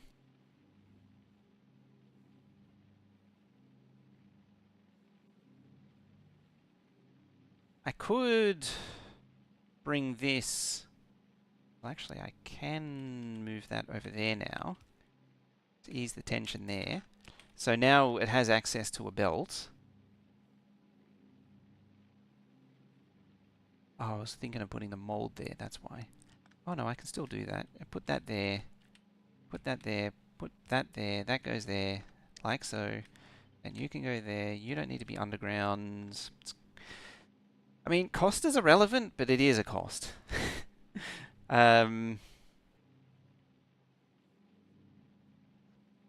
Slide that over. You can do a cheeky one there. Now I've freed up that entire line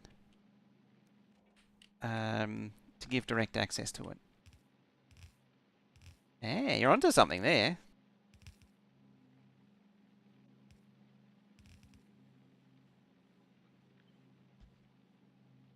I suppose also these, yeah, given what we've learned, I can stack insert that. You definitely need to be stack inserted. Do that. Go down that way, and there we go.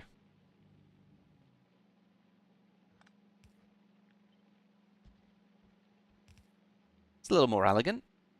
So yeah, bioflux goes on that side.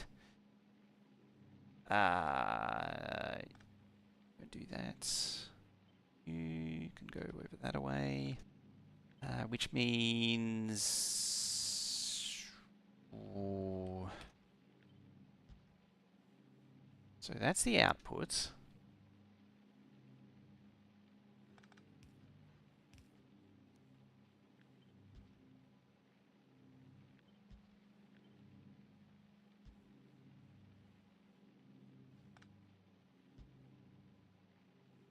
One of the... You. Nope. We are. Now that's right. So that's the output. That can now be on the close side of the belt.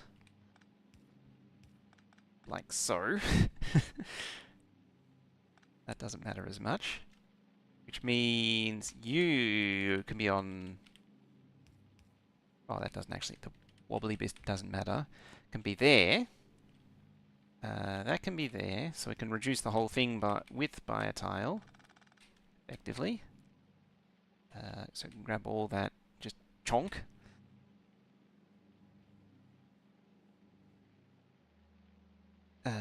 You do smooth brains.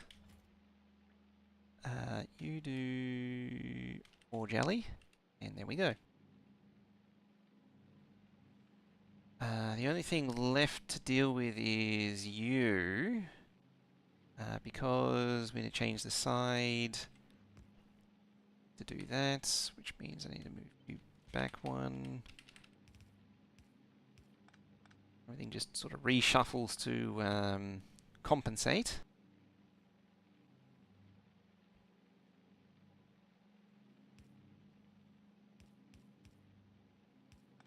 It's got to be able to fill itself back up.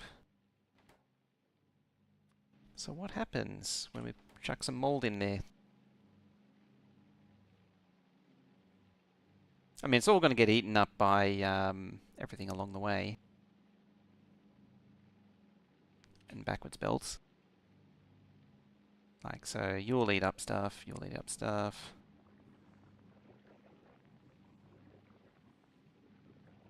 I'll make a whole pile of jelly. This is the thing, jelly only goes to one place.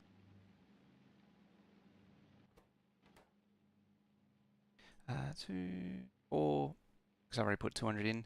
6, 8,000. I'll put 5 stacks in. It needs a fair whack of mold.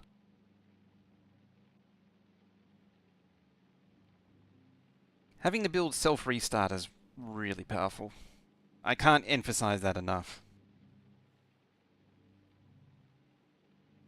Don't be greedy now, machines.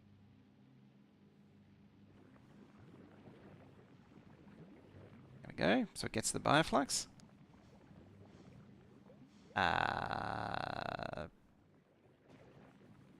Oh. There we go. So yeah, now it's outputting on both the front and back. So the smoothies are going round. The nutrients is going round. The plastic starts producing. You've stopped there.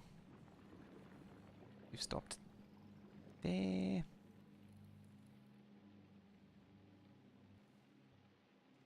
And yeah, this thing is set to only output when there's less than 15.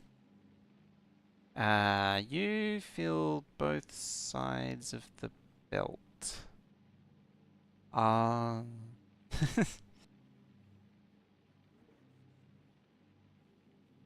Okay then.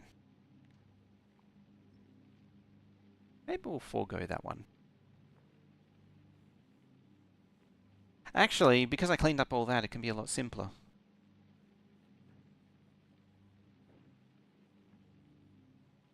So it can come up that away.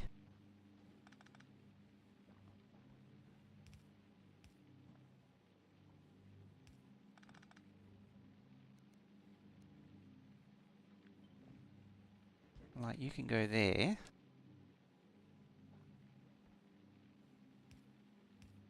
And there.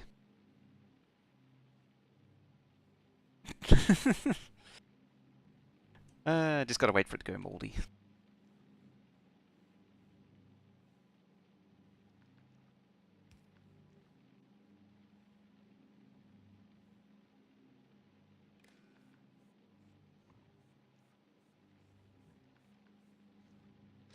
That one reader's doing everything.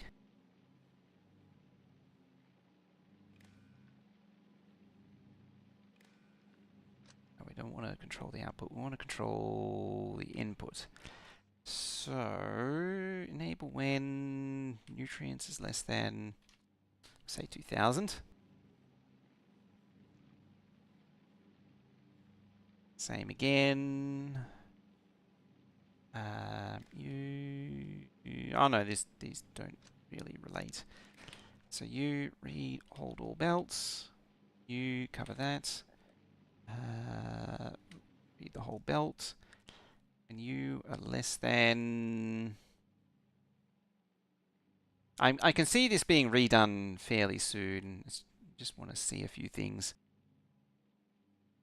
Like 1,000. I mean, 1,000 is way more than it needs. Yeah, that's what the circuit's for, is to start toning it down. And it also is sort of intended on rotting things. Jelly less than 1,000. Again, the jelly will probably mostly go moldy. Oh yeah, you need bioflux. So the bioflux need to actually go up and around.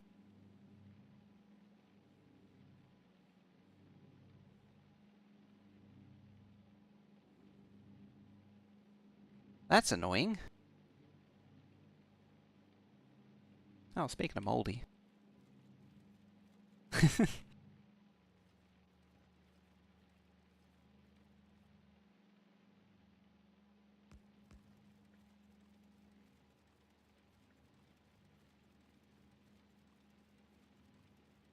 I mean, it's good for the sulfuric acid. It likes that sort of stuff.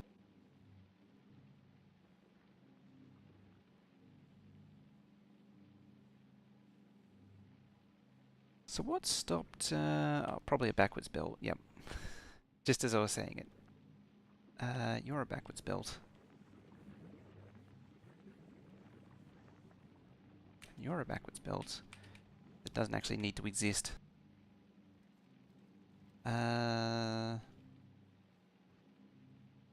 You're a non-existent belt.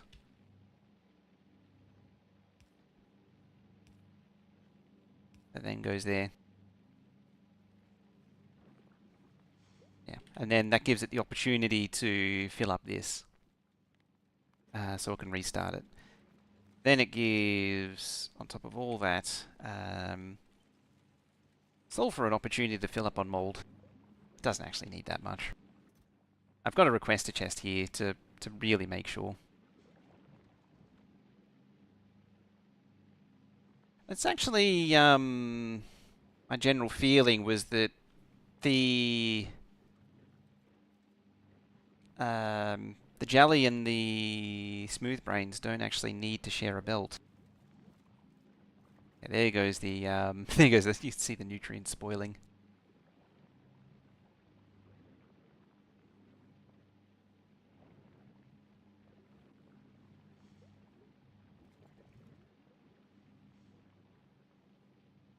Interesting. The jelly's oh, it's probably heavily backed up as it's trying to deal with all the spoilage. But yeah, the two separate belts aren't needed anymore. It's simplified to the point where it's not necessary. Which is good, because it means I can switch this belt with these two belts in this setup, which means, because the bioflux did actually come up and around the top originally. Something like that. Doesn't need to go that far up.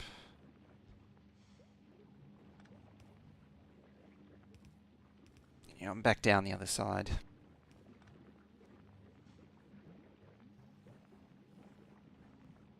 Do you need bioflux and nutrients?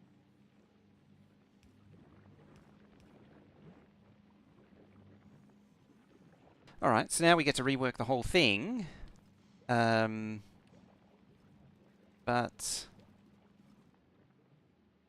for a single belt. Why are doing it in editor mode? It's building up a blueprint. Building up a set of blueprints to put down into Gleba. So this will be the final.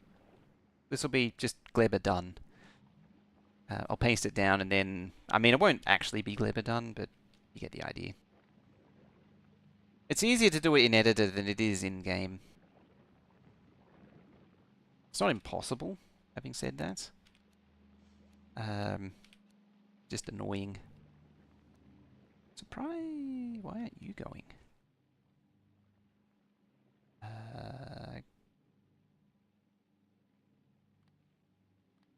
Less than 100? Yes, that's right, because I was playing around with it.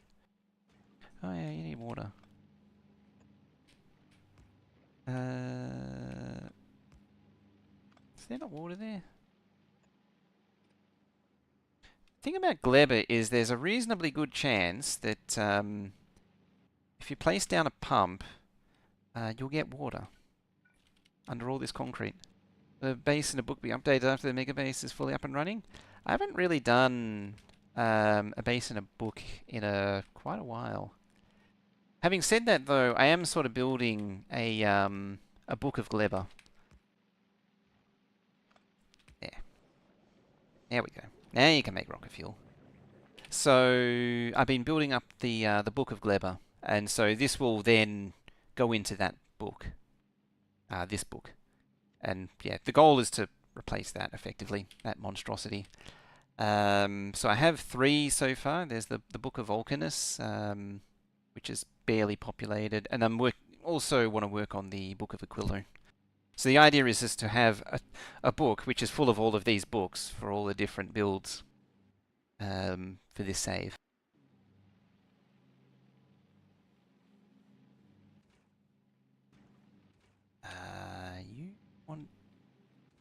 Oh yeah, because you've drained them all. Alright, very good, very good. Oh yeah, because you're trying to jumpstart that. That's why they're going. I'll probably tidy up all of this too. There's a little bit of logic here. So what this does is it factors in both ore and reads the belt, turns it all into Z, which means that both the bacteria and the ore get counted. That's on the belt. And what that means is that when the belt has nearly nothing on it, so less than 8, so it runs as long as there's less than 8 items on the belt, whether it be ore, the actual ore or the bacteria, then it jumpstarts. Very important to do that. That way it doesn't try and jumpstart when this belt backs up with bacteria, which then spoils into ore. Jelly belt, circuit control to stop moving. It's told to back off after a point. But yeah, we don't actually need to have the 2 separate belts, which is nice. That's like 1 tile short, which is really annoying. I don't know how I'm going to implement it though.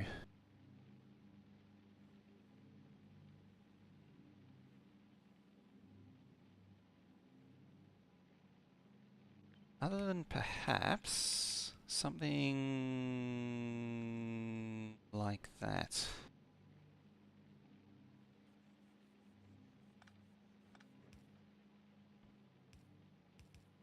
Can this work?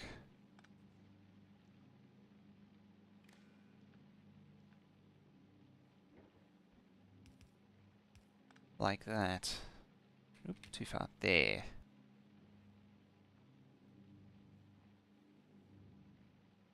Is that dumb or is that not dumb? I mean, it's pretty dumb. All these things are pretty dumb.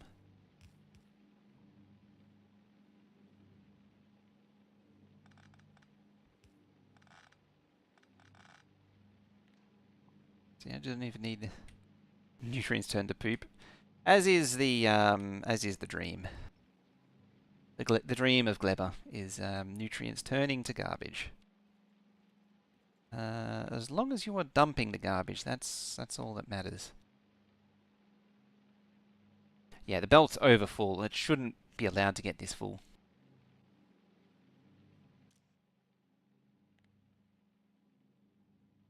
Should be more like 1500. Embrace the mold. Just let everything go moldy. You know, the contents of the machines, the belts, everything. Just all goes moldy. It's the circle of life. There, that would make life a little bit easier.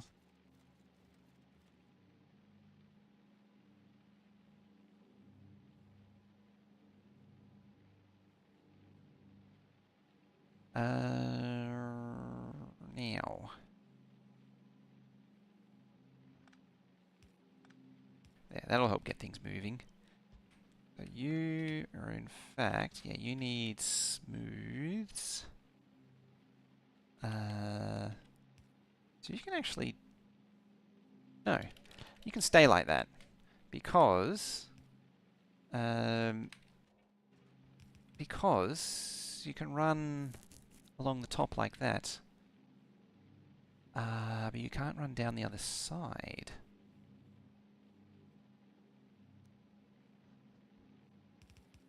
However, bioflux and junk can run down here, like so.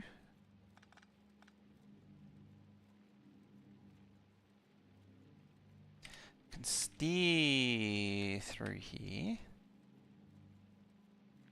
Go up a tile. Like that. And then you can go there.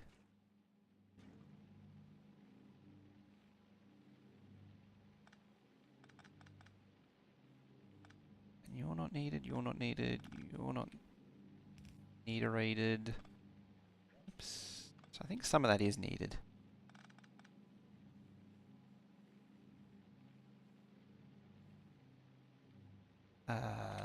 then you go down and up there. Go down and up there.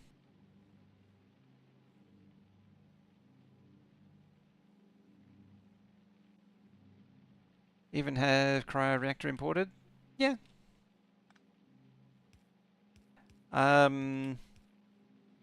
Yeah, on this save, at the stage of this save, yes. We've had that for quite a while. I mean, this is a snapshot of my map, of course, but yeah, it's available. It's surprisingly easy once you get down to it. I must admit. I mean, the early Aquilo was definitely rough, but once you get over it, it's not so bad. It's just keeping it heated and getting the initial heat stuff going and keeping it going, keeping it maintained. You're not stopping.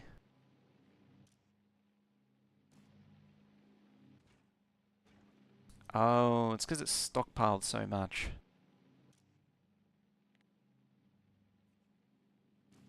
I need to stop the output. Or the actual, instead of, well, I will do keep it at 2000. That's probably too much, but we can dial it back from there. Less than, say, 2000.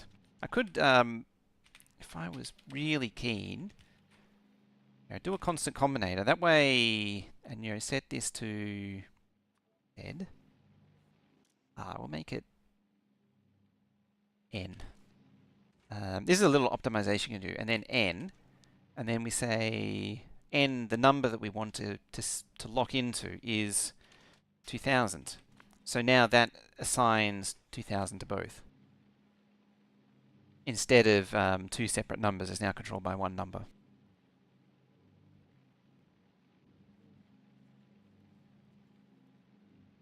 That's better.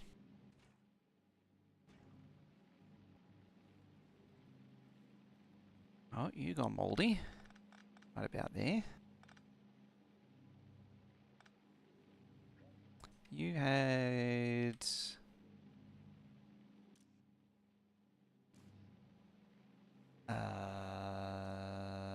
your material less than 8.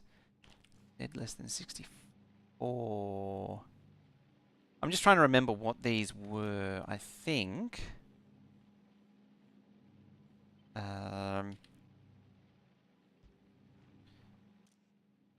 yeah, you input the nutrients into there, and you input the mash, the yummy mash.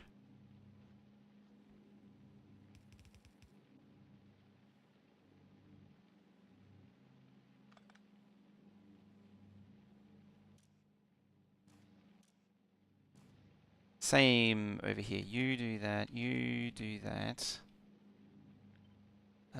So you input the stuff, and you input the other stuff. I don't know why these are slightly different.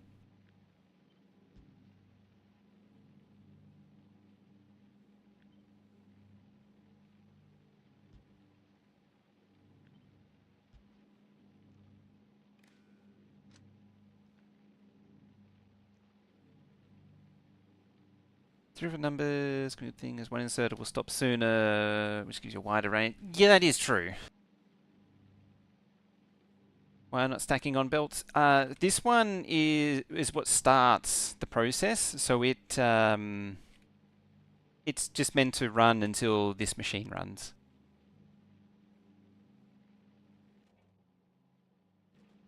Oh yeah, it is reading it.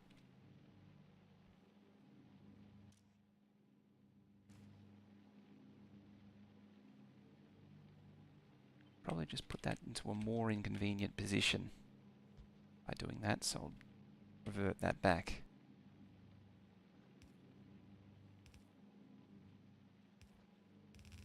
And that can come around there.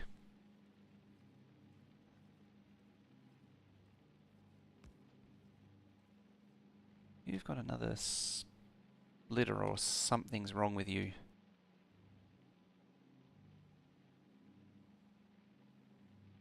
There it is. I looked at it and I thought it was correct, and then I was like, no, that has to be wrong. Because that's where the barrier stops, and yeah, it was wrong.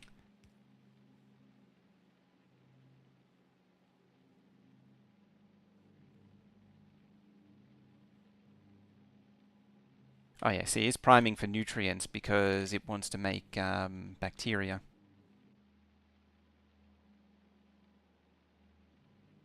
Alright, so, starter up again.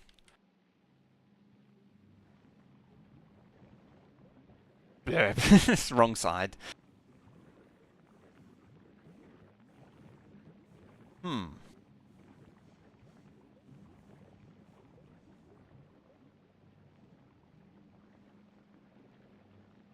Jelly.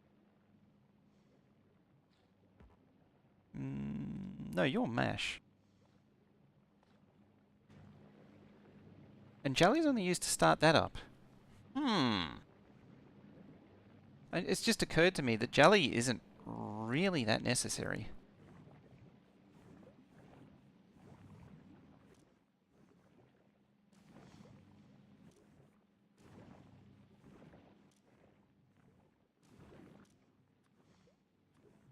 I do want the jelly brains anyway, but we want the jelly to be less than like 100. It doesn't really need to exist.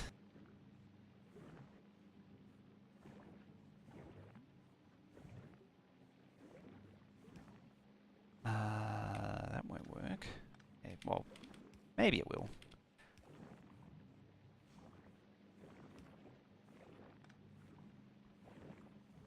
No, that's just putting it on the same lane.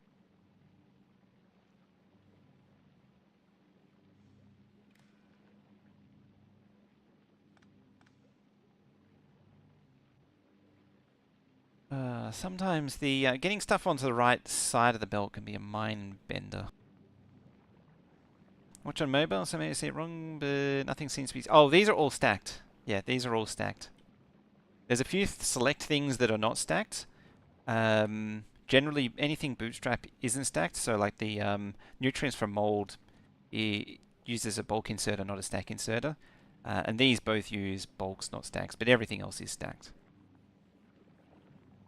Yeah, so there's 32 on that belt there, which is 4/8. 8 items per belt, 4 stacked high, 32, 16. Yeah, it's probably just mobile. Just the clarity of mobile. Hmm.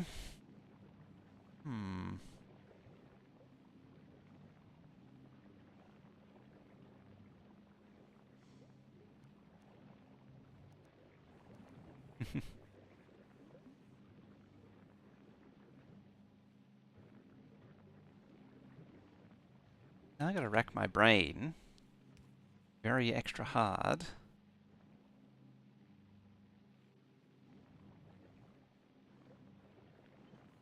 Can I do that? And explode stuff everywhere? There's one downside to creative is that or the editor mode is it sort of exists in this godlike state of being, which slowly clogs your inventory with rubbish, and you have a small inventory. And in a way, I could be fixing it, but I'm also kind of too lazy to actually deal with it, and so I just keep putting everything into a chest like that. Yeah, I'm just trying to figure out how to put it on the other side.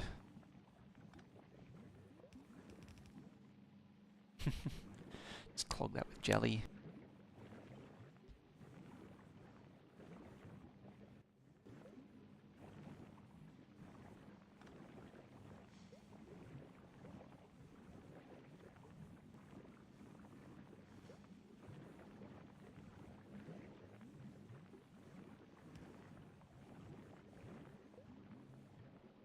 It's just the going moldy.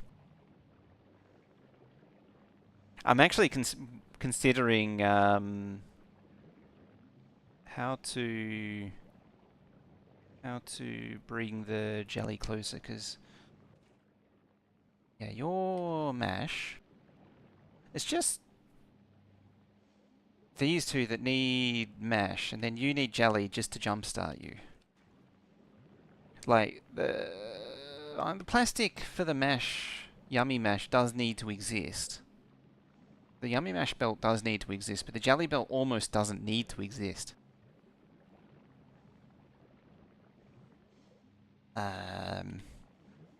So, with that knowledge, there it is.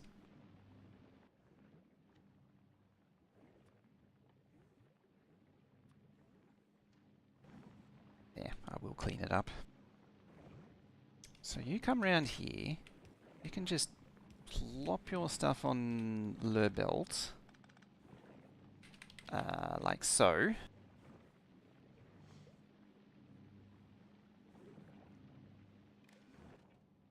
Read whole belt, you less than 500. I mean, yeah.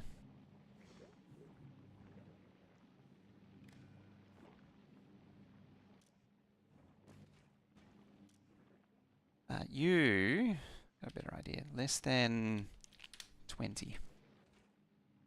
And then you only process mash, mash, mash, mash. There it is. I always have trouble seeing that one when there's less than 1,000.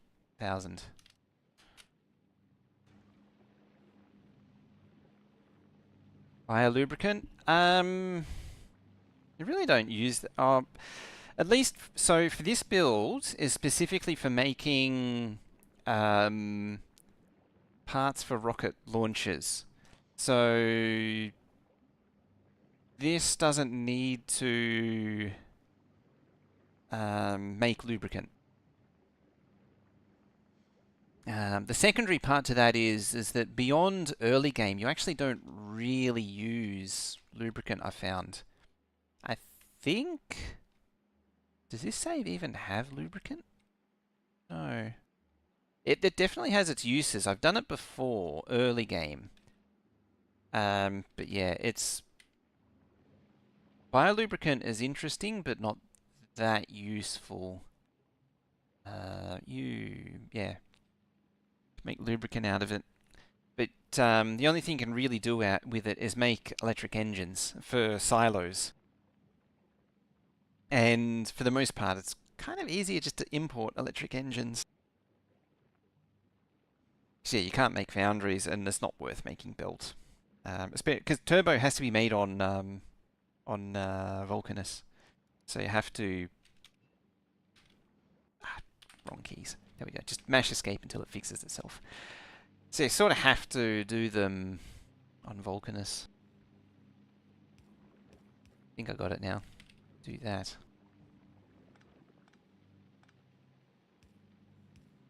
Yeah. That's still the same side of the belt. Damn it!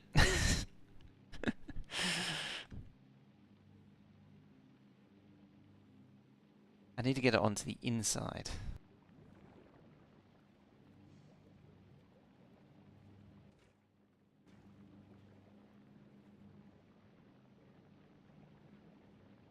Oh yeah, because it's got copper on it, and this is not got bacteria, so it won't jump.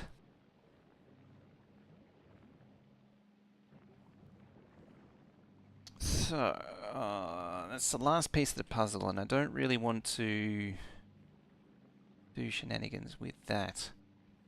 So yeah, I need to get it on the inside. Just hear the enthusiasm.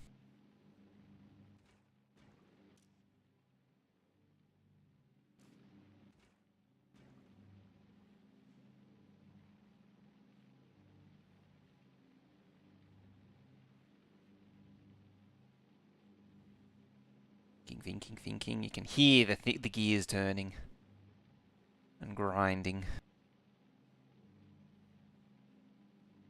What I need is like an output there.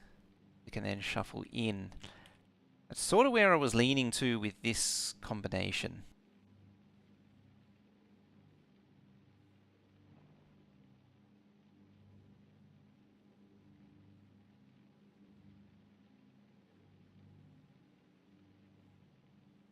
but I can't like wrangle it back around. Something really dramatic. Set that there before it goes too mental.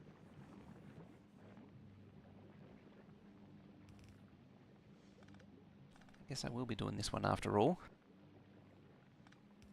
As it goes moldy. I did see it, and I'm worried that I just lost it. I mean, did I ever really have it? That is the real question.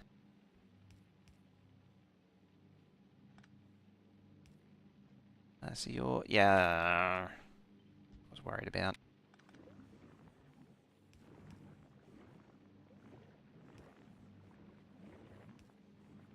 There we go.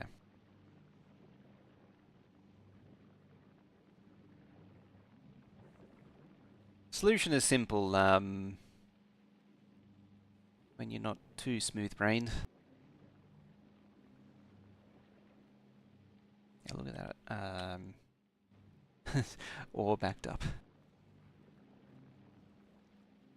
could actually take this a step further.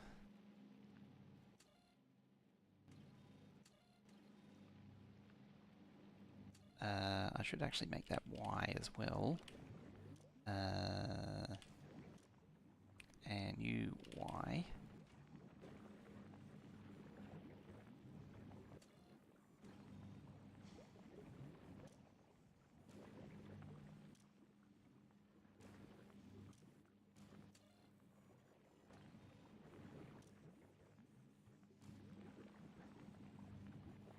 I feel like you should be connected to something else. That's wrong. That is very wrong, actually. Not that Yamako brains. Yeah, there it goes. Because this thing can never see those. Probably should be both. I'm going to hazard a guess that it's meant to be both. There. Because it's only strictly meant to run when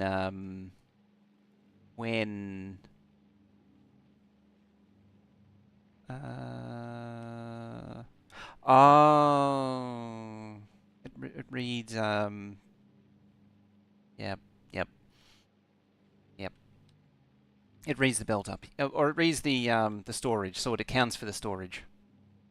But it actually is doing it kind of wrong. So should be doing like that. And these should be up here, not down here. That. Yeah, so it's getting the ore and the bacteria. I feel much more Yamako brain than you. I appreciate that. I mean, it's a bit self-deprecating on your behalf. I'm sure it's not that bad. I'm always doing dumb things. It takes me forever to figure these things out. So yeah, you can then just be Z of less than 8. So you come down there, which then creates a loop, which we'd better get rid of sooner rather than later.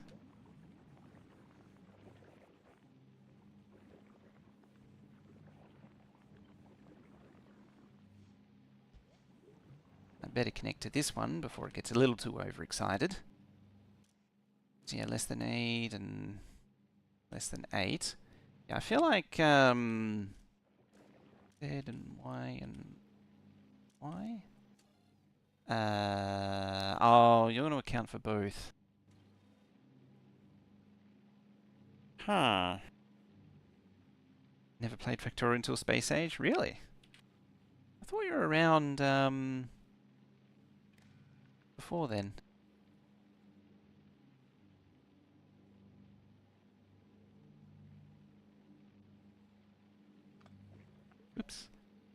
you. Were you around for other games?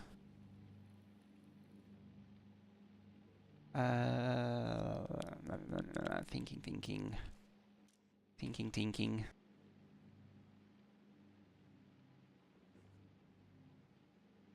Yeah, see, nutrients is a bit more sensible now.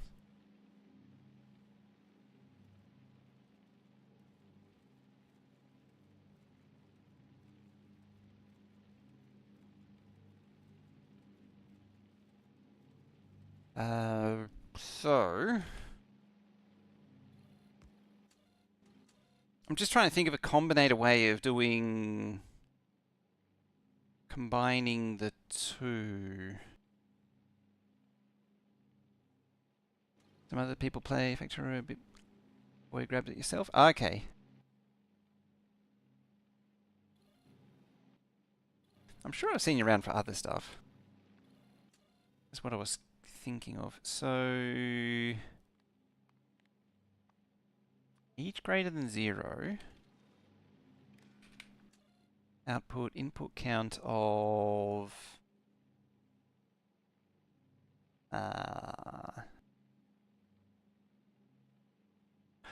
no, that just filters it. The answer is just U. So iron plus 0. Well, no. Iron plus... why did I see this before? Iron plus bacteria equals Z. Bacteria 0, Z, of course. I don't know why I didn't see that. Hopper plus bacteria. There you go. Simples.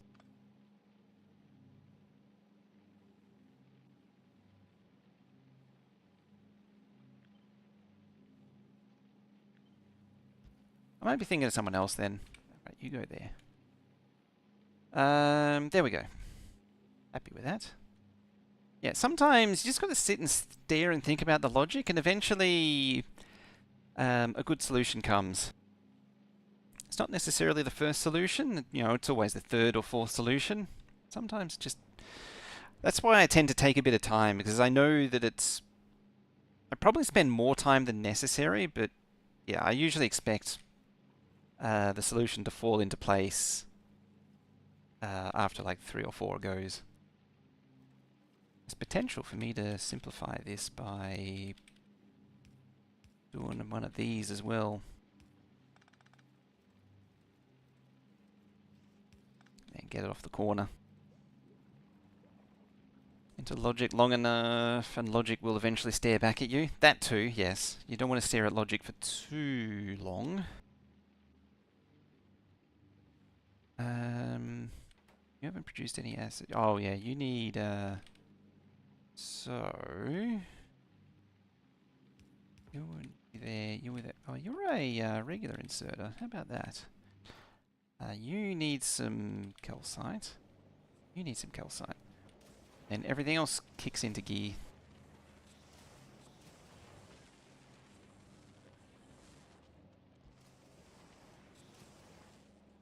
Now you just need sulfur.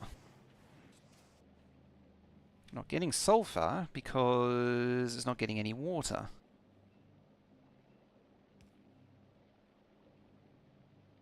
Stare at the early game stuff for hours and run in circles. Yep, that is the black hole that is early game. There we go. It's just conk and it's done. You actually don't need to put that into the... oh yeah, you do.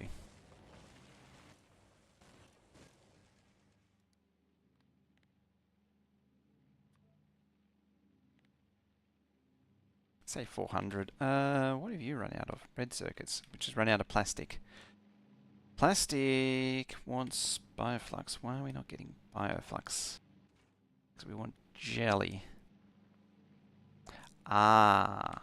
So you need to go over to there and filter jelly. Whereas you don't need to do any such things.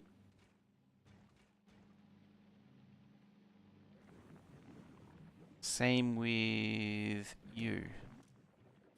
We'll convert you back to yum yums.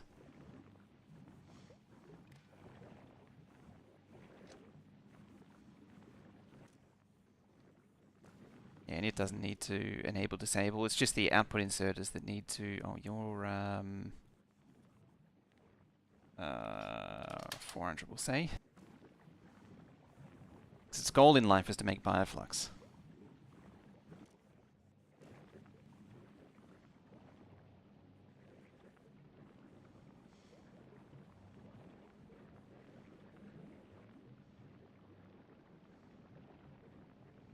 And there we go. I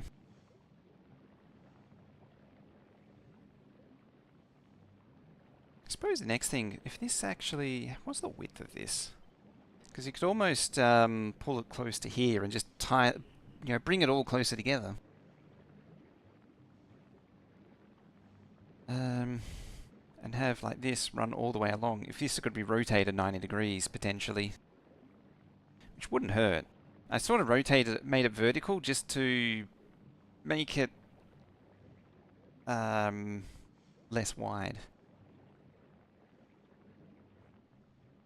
Alright, what's stopped now? Copper's not happening. Oh, because bacteria. Yeah, see, this thing's jump-started it and now it's turned itself off. There it goes.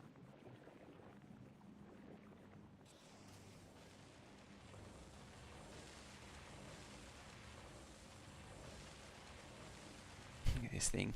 Oh, it's maxed output. This thing will be short on, yeah, copper wire.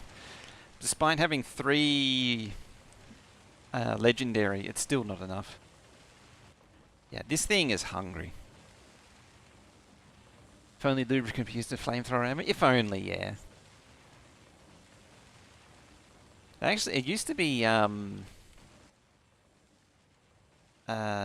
you had to put one of the refined oils into it, heavy and light, but they'd let you put crude in eventually.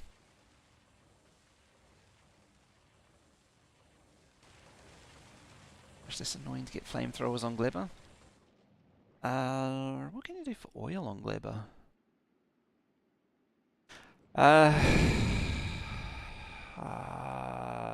You need calcite. So, where is it? I need a chemical plant. There's a really roundabout way to make heavy oil. So you end up with, because you need to use you might not be able to do it. Oh, hang on. Wrong one. I need you. I'm going to start with this and work backwards. So you got your coal liquefaction, or simple coal liquefaction, which needs coal, calcite, and sulfuric acid. So there's your sulfuric acid from mold, right there, and bioflux. Do you prefer crude or light for flamethrower turrets? I tend towards light, but crude doesn't work. I mean, a flamethrower is a flamethrower. It gets the most damage out of light, out of all of them. But, yeah. Does it actually say here? No.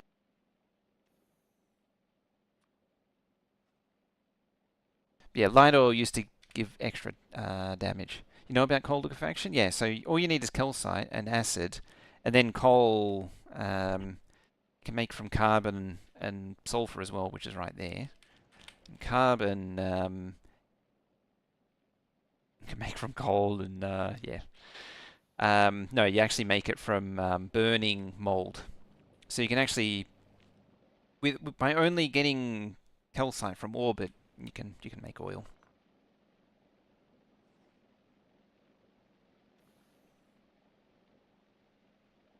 But yeah, I tend towards light oil, but it doesn't matter too much. Why have you stopped? Were you ever running? I don't think you're ever running.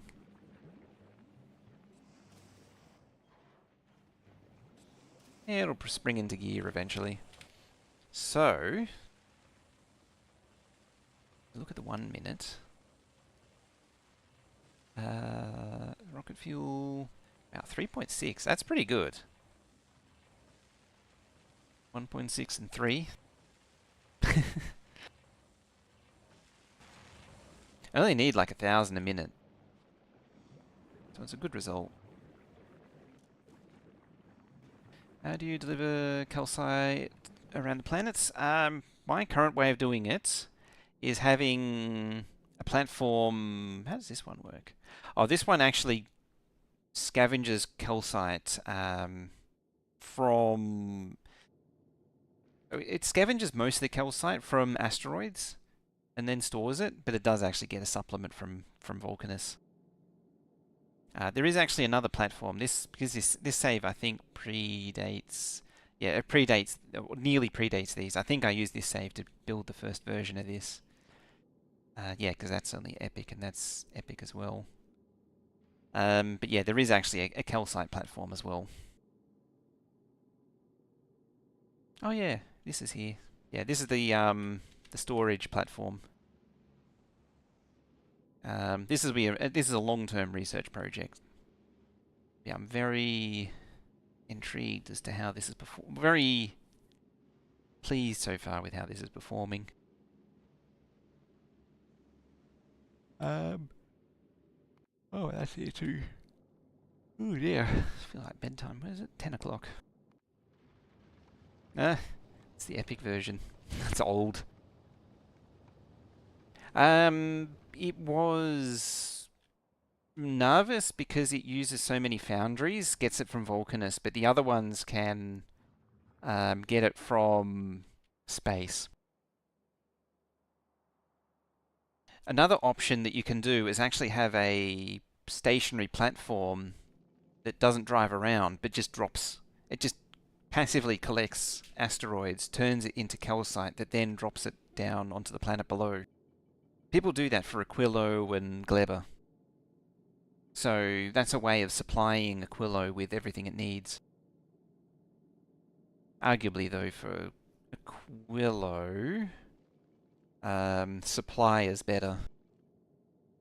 That's another one that I want to research.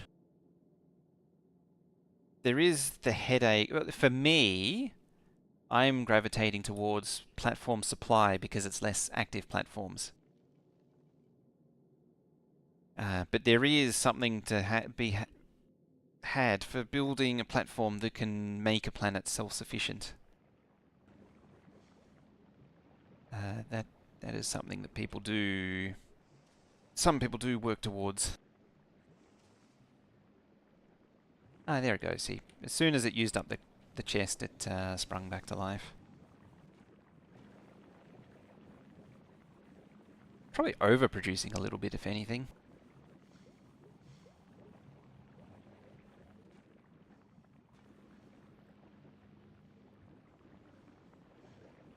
Now, because jelly is only needed for this, that's why I was setting up the wire. Which unfortunately you don't reach easily. Can you reach that? Yes, you can. A better idea. Decider. The decider goes there. You go into there. You... What are you going to?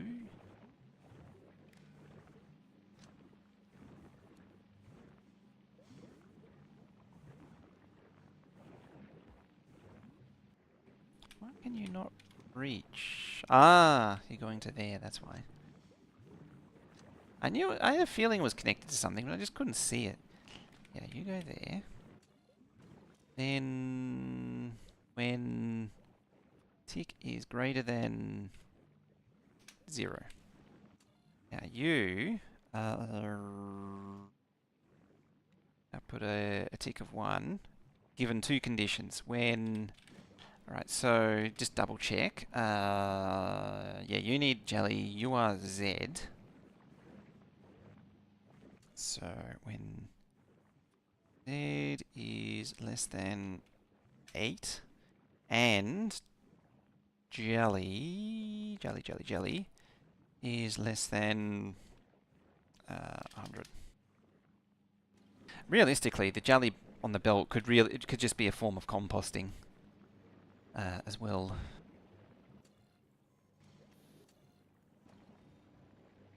Now can I red put that across there so it can output back across itself. Probably not possible reliably without legendary platforms. That was my general feeling, because the little experimentation I did with base quality is it underperformed. It didn't perform too well. I can see further optimizations now. Bunches those together, which is nice and elegant. Has the added benefit of getting that there, which in turn means I can do that there. And I can bring that across there. Make that a bit thinner.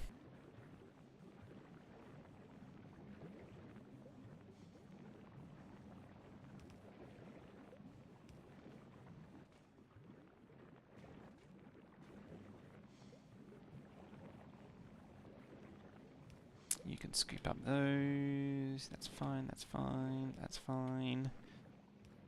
Yeah, I can upgrade these inserters now, given the knowledge that I have now.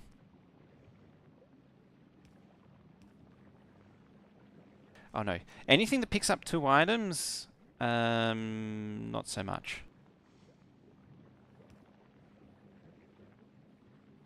Just chewing them down.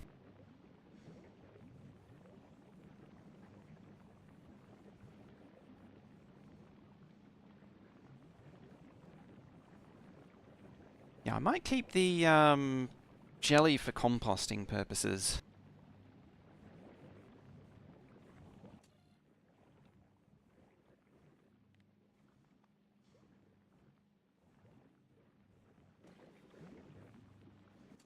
I'll just pop that into ore. Set that at 1200. Yeah, if I want it for composting, then I can just do that.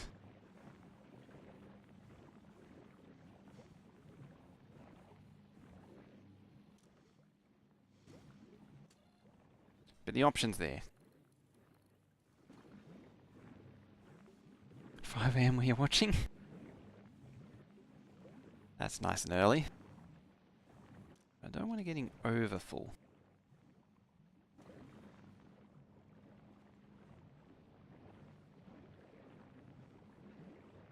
It did spoil.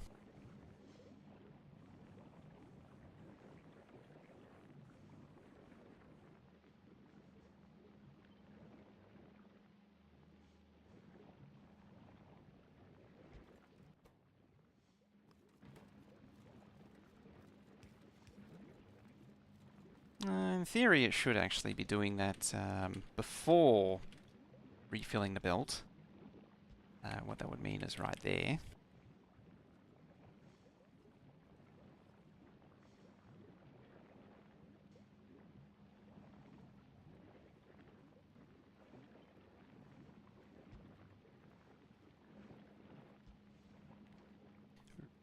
And floop, and bloop.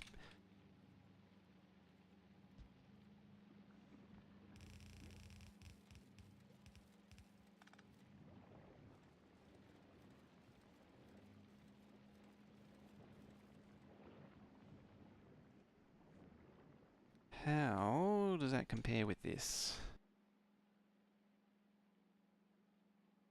Probably fine.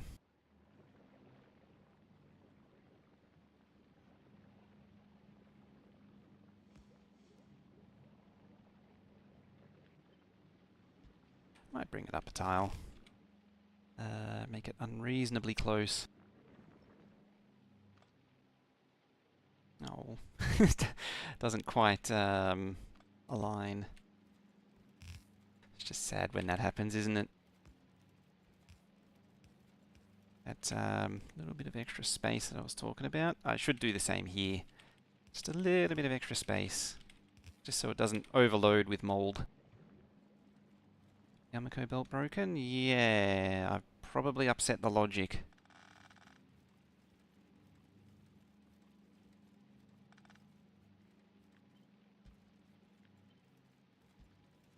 There we go.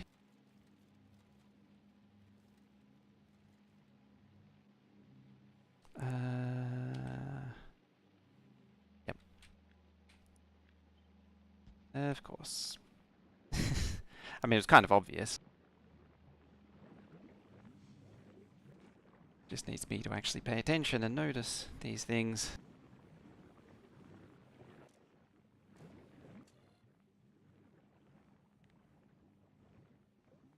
Make it 1650.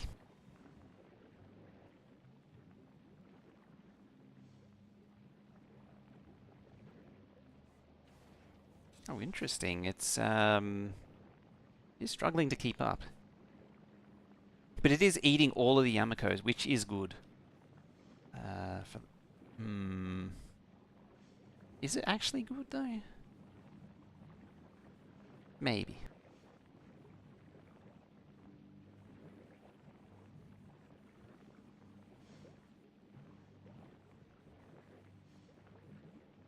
Really needs another inserter.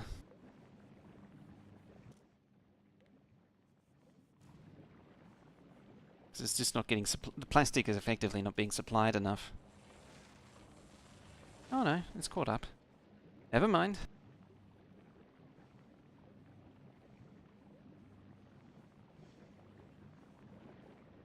I mean, either way, I'm a lot happier. I'm happier with this. It's a lot simpler, a lot more slim and economical.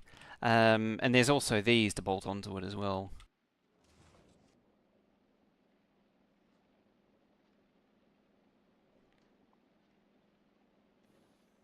I thought I deleted you. 1, 2, 3. 1, 2, 3, 4, 5, 6. Pop that there, like so.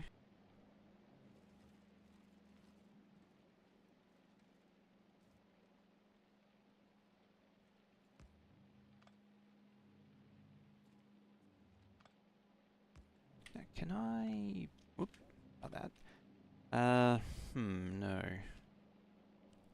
I'm hoping I'd be able to, yeah. And fill that. Just try and square up the substation poles.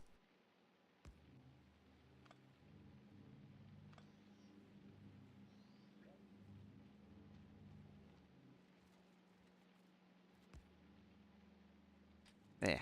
It's relatively squared. You got to get that substation grid going. Ah, actually, look at that. Look at that. Oh, it's never mind. No.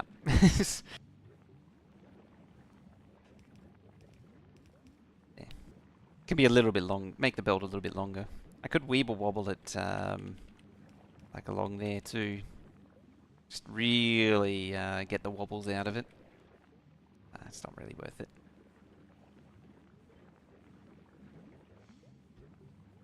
There you go. More time on the belt means more spoilage.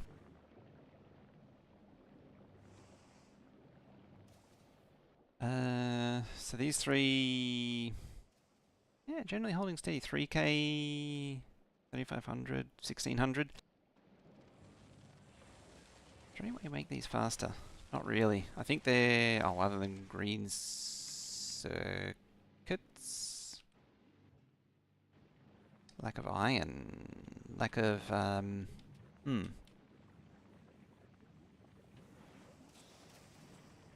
It's just spoilage. Oh yeah, this has Yeah, this has speed modules in it because of Will's productivity, but that should actually have productivity modules.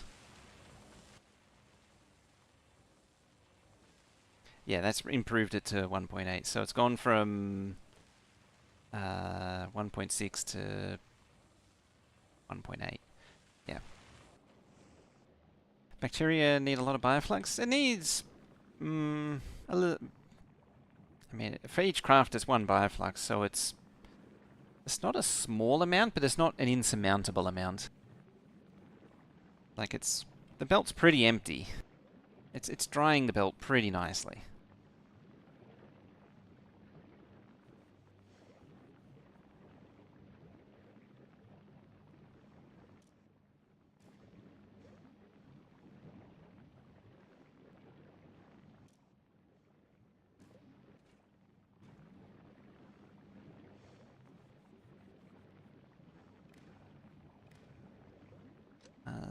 So I'm revisiting this. I'm going to make that a green wire.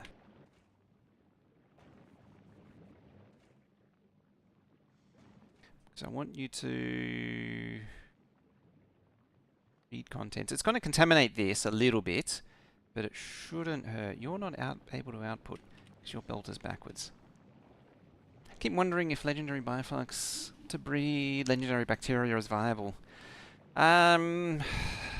You setting up that entire cycle is really difficult. What does legendary bacteria give you though? Because there's no stat buff for legendary bacteria. I mean, it also needs legendary jelly, but that's beside the point. It's that one. Like, apart from needing legendary bioflux bacteria, like, it's still just iron ore. The result will be iron ore no matter what.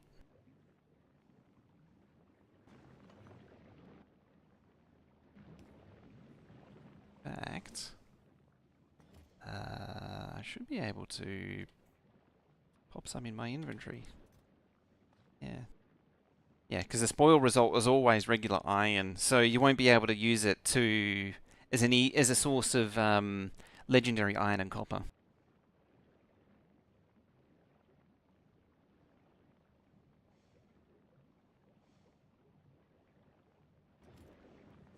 But anyways, yeah, so that's all there.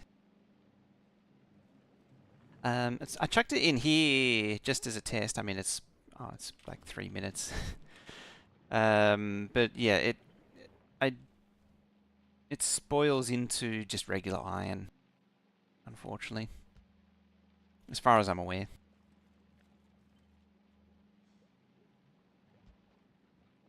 I mean, I'll test it just in case I'm wrong. It's always fun when you get proven wrong. It's good to be wrong sometime. Yep, there we go.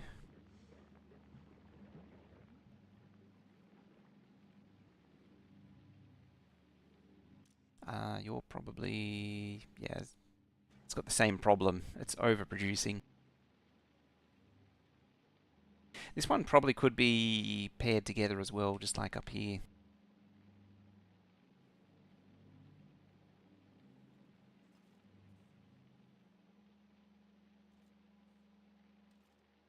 What is going on? Ah, that's what's going on.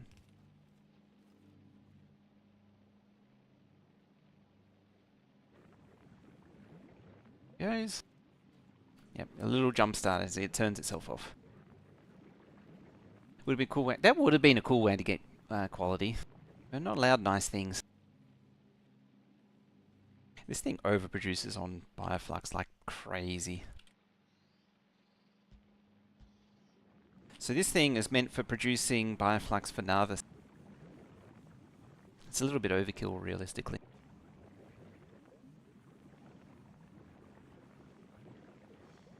I mean, it's hilarious, but it's overkill.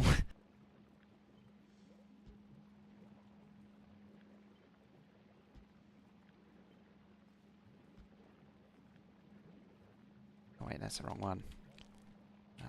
Oop. Right, we're back where we started. Yeah, so we want to cut that, put it up there, cut you, put that there, cut you, put you there. Right, so what's stopping you? Other than the fact that the mold isn't really getting... Oh, and you're not set properly.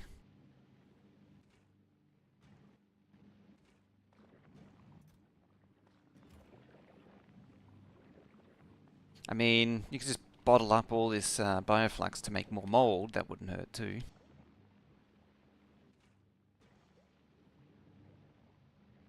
You've lost your output inserter. Should be there. Carbon, carbon, carbon.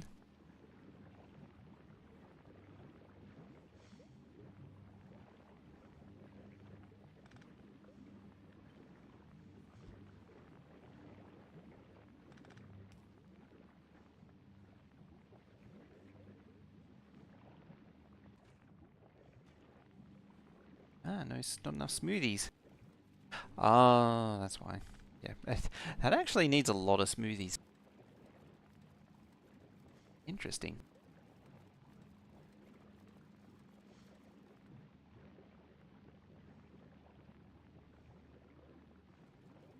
That's kind of absurd.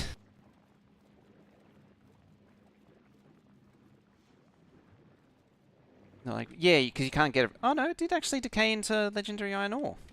There you go. How about that? So yeah, all you need to do, you just need the legendary nutrients, the legendary bioflux. Yeah,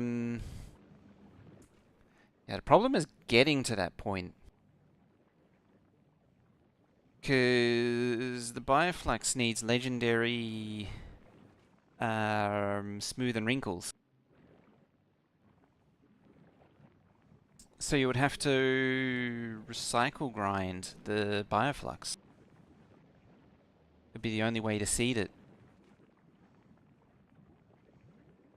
Oh yeah, you don't need legendary nutrients, you're right. It's just a legendary bioflux. And if you had something like this, you could just recycle grind it all the way up.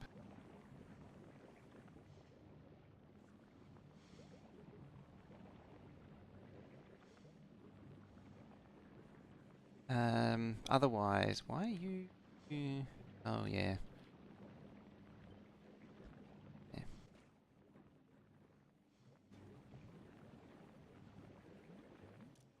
That's why you're filtered for bioflux. That's why the filters existed. Read contents, you...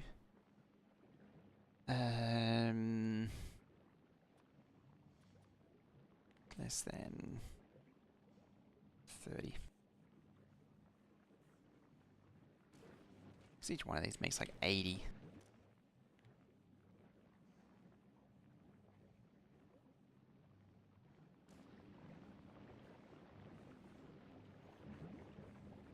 Cycle grind, capture pot rockets.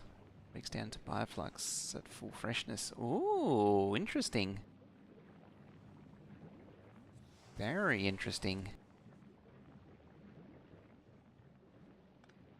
Yeah, I'm gonna have to pocket that one for later.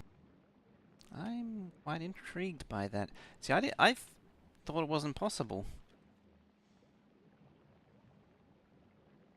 Alright, happy with this thing. Yep. This one I did in my own time, these two. I mean, these are adaptations of these anyway. It's an improvement on this one. That's carbon fiber there. It's a lot better than this one, a lot simpler. Well, is and isn't. I could probably direct insert this one actually.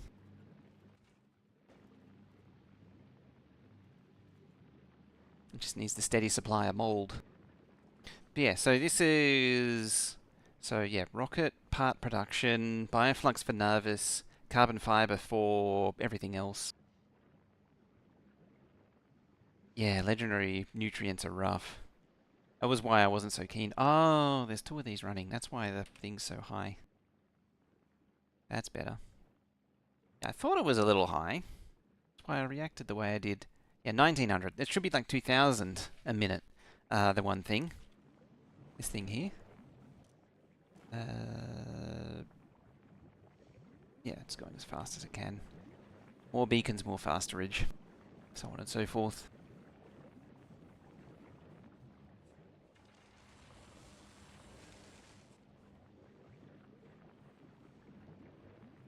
I probably don't need 4 output inserters, but I've given it 4 output inserters.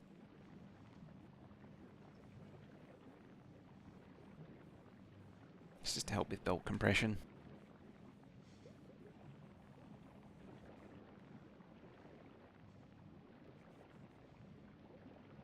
Legendary nutrients would follow? Yes. It's just maintaining it. Maintaining the supply of bioflux is the hard part. Yeah, you could that would be expensive. Oh, it's 20 bioflux actually. That's not, I mean, it sounds expensive, but it's not the worst. Digested.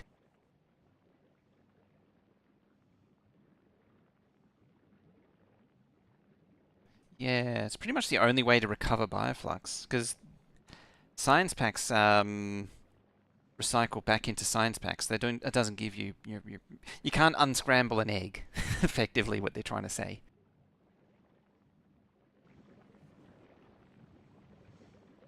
Can't unscramble an egg.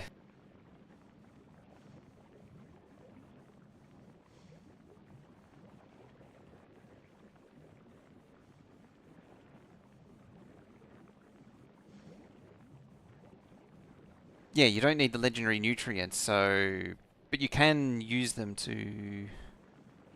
Um, okay, you need to be a little higher then.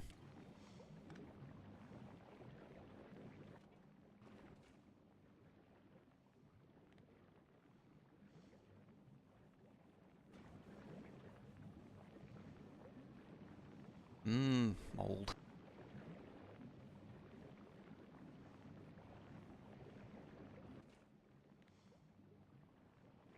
Let's bump it up to 2400.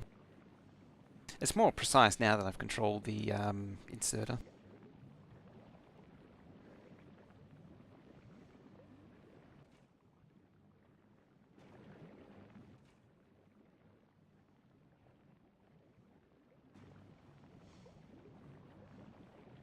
Just legendary pentapod eggs and whatever else needs them as an actual ingredient. Ah. So...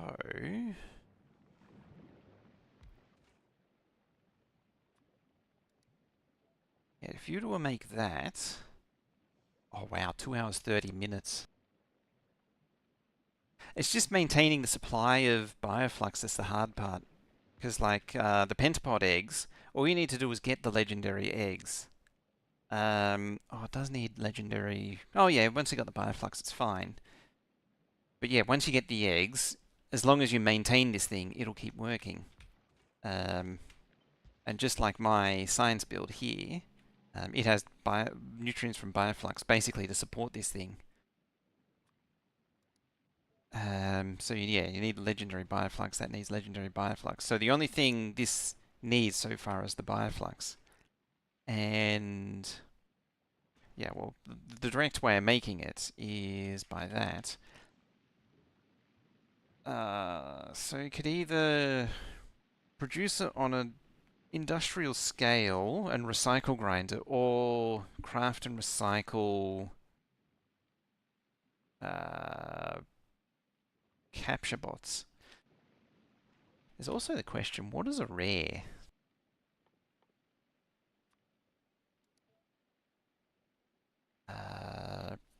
1 hour 36.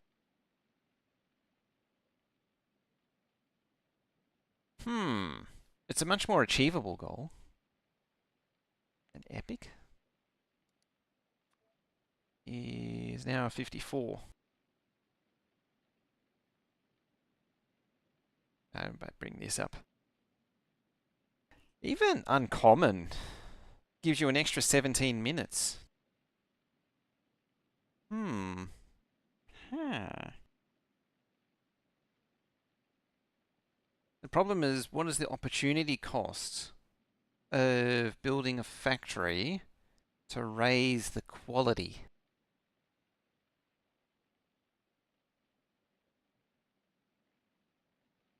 That's what it comes down to.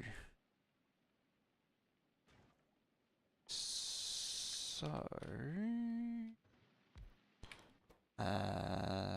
capture bot rockets. It's not cheap. Well, it is cheap, but it's also kind of not.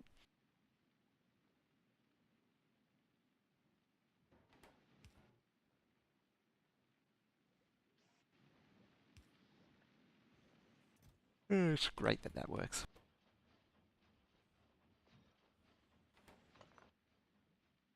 Then we throw it in a recycler.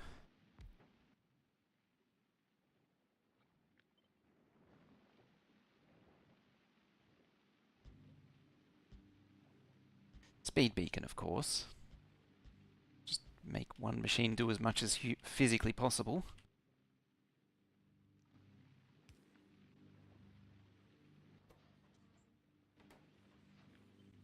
More input. Do the math. The quality agri-science isn't worth unless it takes like 45 minutes to get to the lab or something. Yeah.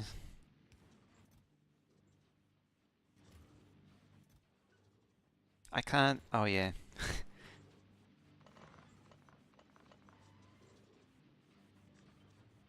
It just doesn't make any reasonable sense. You actually need quality modules to start making quality. See, it's making a lot of uncommon. There's your rare.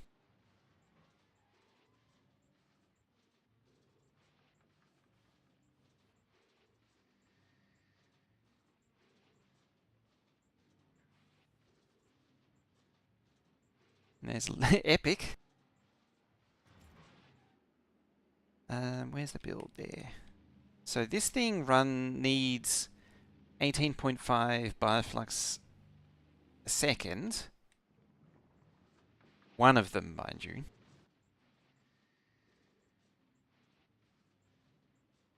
If we go the 1 minute, 100 a minute,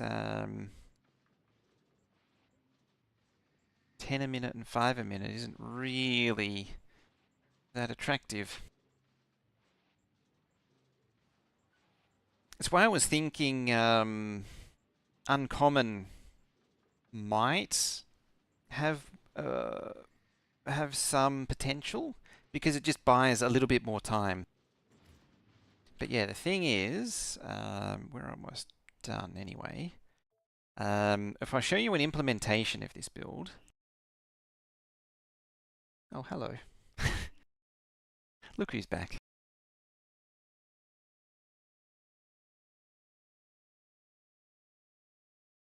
Yeah, that's not including me recrafting them. That's what spores looks like. This is what this thing looks like when it's running. So there's the old version that this will replace. Yeah, and there's things, bioflux and carbon. Yeah, so a silo array just for bioflux and carbon. But this is how this thing. Just as a side note, this is how this thing works. So yeah, just goes into rockets. Oh, it's time. Never gets old, this does.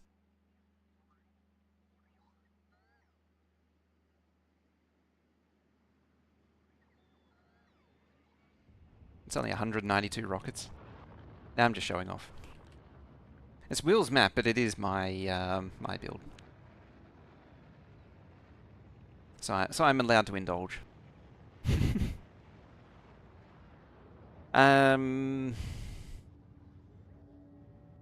What was I? I've completely forgotten what I was going with this. Oh yeah. If I come to here, The reason I bring this up is this is a practical implementation, like, of seeing what Gleba Science is doing. So in the lab, Gleba Science is at 73%. So it's like it's not lost that much time from when it goes into the silos around 96%, 58 minutes. 58 minutes on the clock, 58, 59 minutes on the clock. Comes out of the machine at 58.5, 97.5. That's about as good as it gets. Probably could be better if I really tried. Going onto the train at 49 minutes. So it's losing 8 minutes in transit. 9 minutes in transit. I switched saves. This is Colonel Will's save. And by the time it gets to the labs, it's lost another 4 minutes-ish. So, practically speaking, that's not clever. There you are. Yeah, practically speaking, it's lost 10 minutes to the point where it's ready to go into a lab. So, like, the whole thing about worrying about science spoiling is it's an artificial... I'm trying to think of the phrasing, the verbiage of it. It sounds like a problem, but it's really not. Turn that off. That's a Vulcanus. That's a Gleba. Yeah, so by the time this train arrives, 48 minutes. So it's lost 10 minutes from the machine.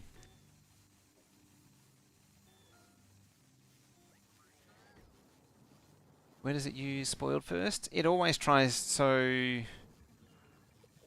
Yeah, the freshness just went up because it merged the items. This always prefers spoiled first. Every step of the chain prefers spoiled first.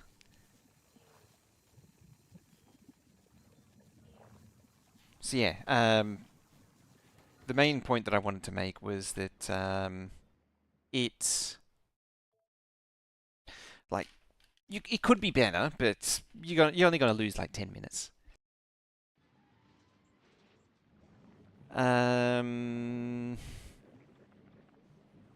So I'm just trying to get my bearings there. The recyclers actually use the spoil first.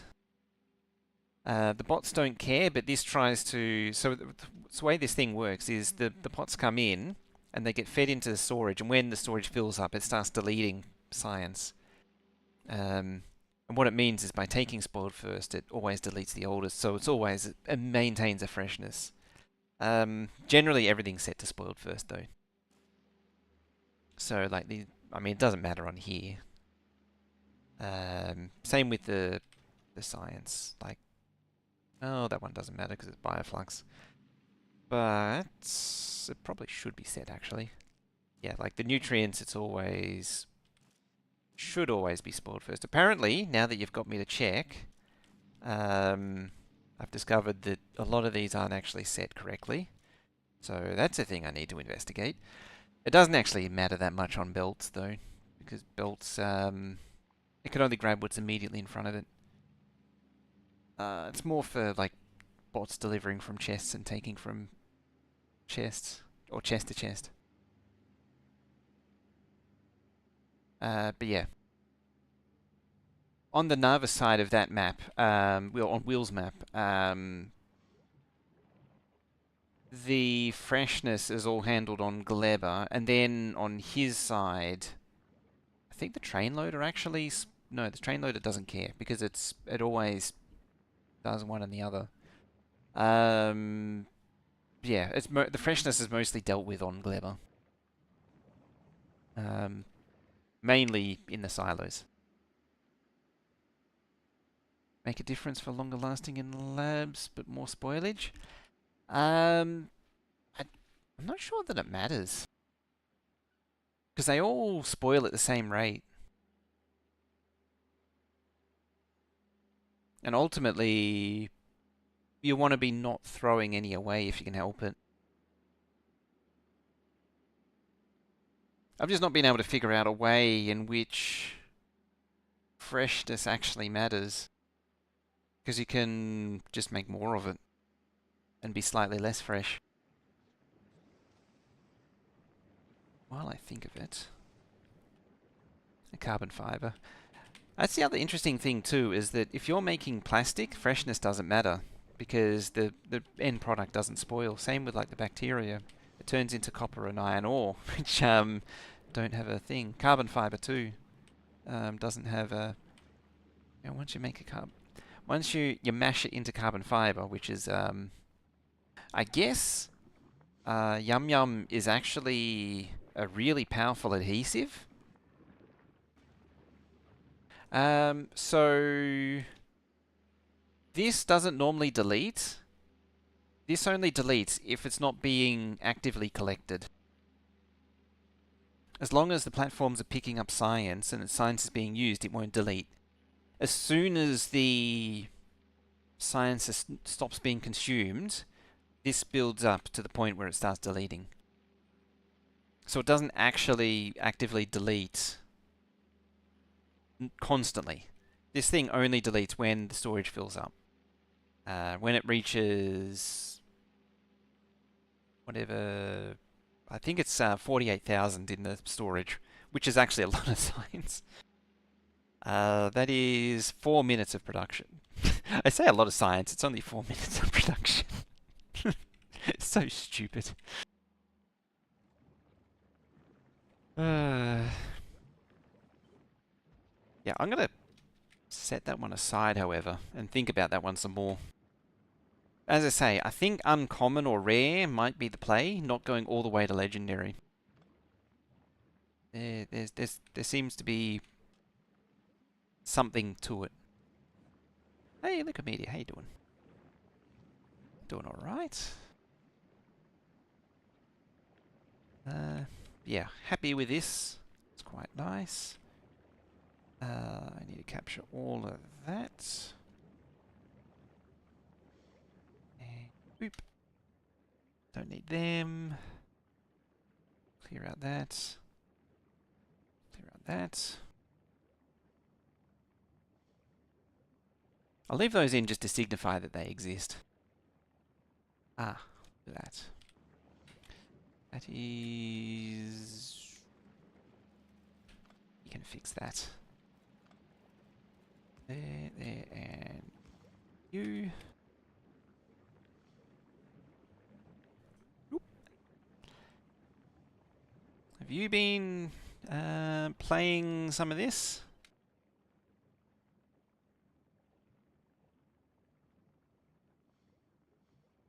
Look at media.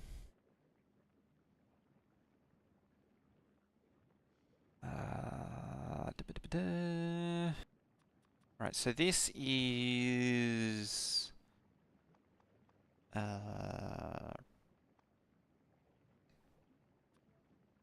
not really that. It's those and those into well, actually it's is you. It is you. It is... What was the third part? Rocket fuel. And produce anything else.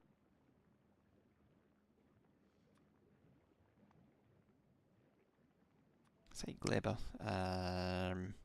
There. It's going for under 40-hour win and then got the missing achievements. Oh, ad break. Oh yeah.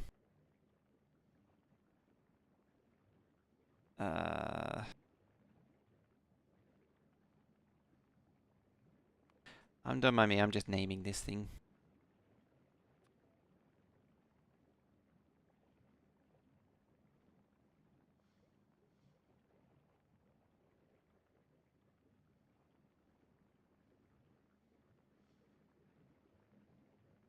Yep, self-contained rocket part supply.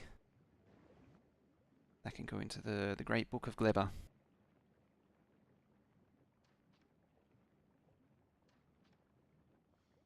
Not going into Mega Base Space Age, but you did get all the achievements. I've got nearly all the achievements. It's a good effort. The 40 hours is a pretty formidable. But it seems doable. I haven't actually looked into it, but it seems doable with a decent amount of preparation. Like if you had well optimized platforms for going to the inner planets and then the outer planets. Wow, I was stuttering a little bit there. You have a platform for the inner, outer, and finally getting to, where is it?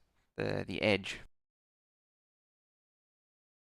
I don't know if you can still cheese it. I need to see what speedrunners are doing. Used to be able to cheese the edge in 3 hours.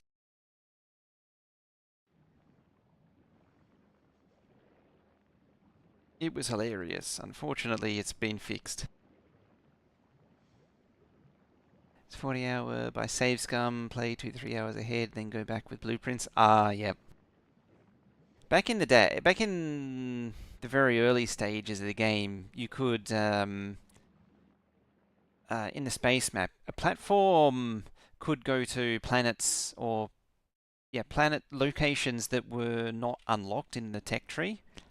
So you could go to Gleba without unlocking Gleba, for example. What that meant was that as soon as you unlocked your first platform, you just build a really quick and dirty platform with lots of ablative armor, lots of ablative floor, and just send it to the edge. And so it was really just a matter of how fast can you get a platform in the sky to then have it ablate its way to the edge.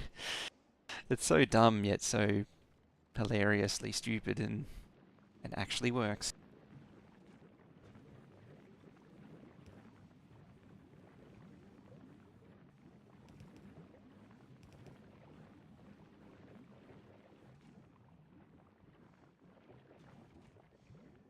Oh, that's actually not getting enough. Wall tank to the... Yeah. Only prepared your base a bit and had plenty of time for the 40 hour. Oh, you're actually not receiving enough. I mean, it's way more than what I actually need to buy a flux. It really only needs like a half built.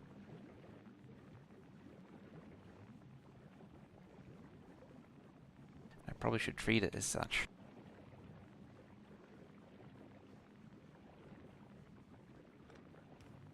Yeah, half built.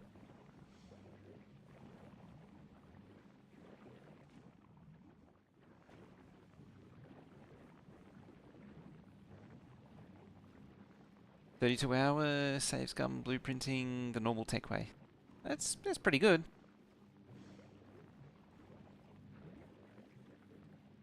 I spent a while fumbling around. So on my playthroughs, it's I think they'll what is my time? That is a good question.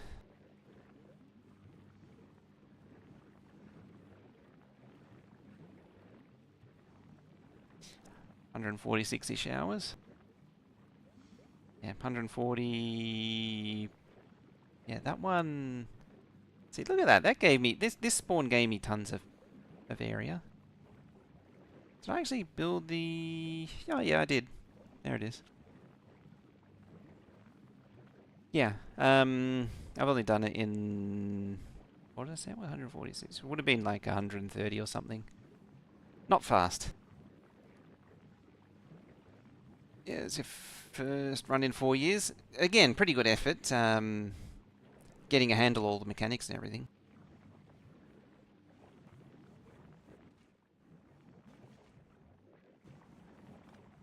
I guess you don't need as many inserters.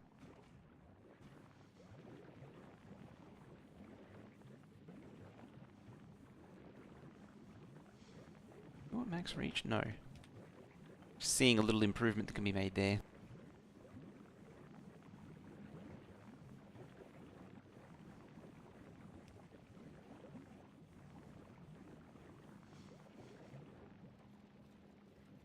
Again, I can change that.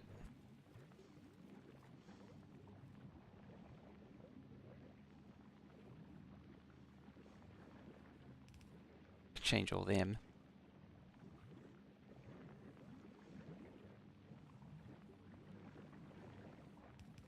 That's just straight up wrong.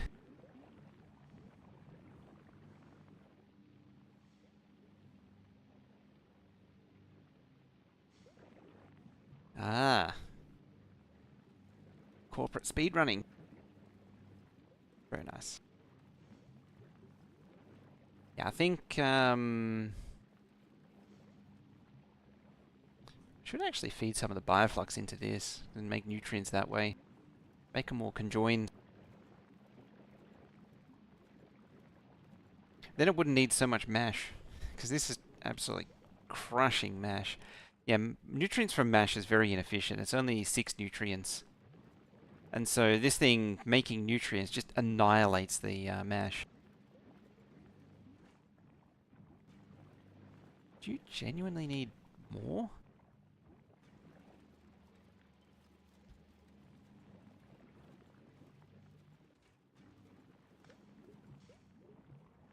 I feel like you don't genuinely need more.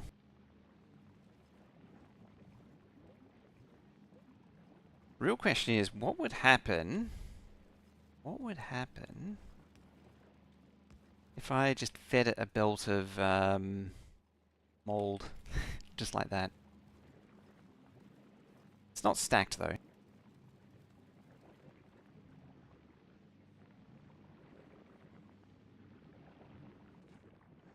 It would go absolutely mental.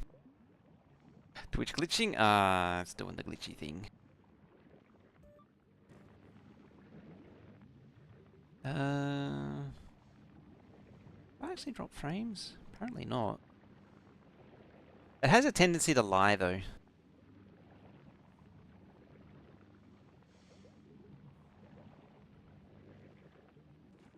Alright, that's going at full speed. Yeah, 3,200-ish. Which is a decent speed. It's limited by mold. Oh, you can't output mold too. Oh, that's why. Pointing the wrong way. That's embarrassing.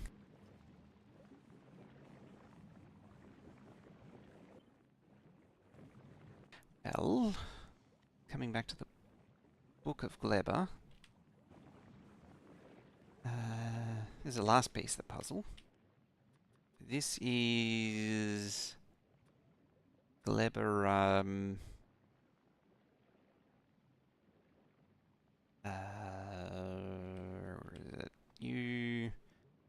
is it as bioflux and carbon fiber?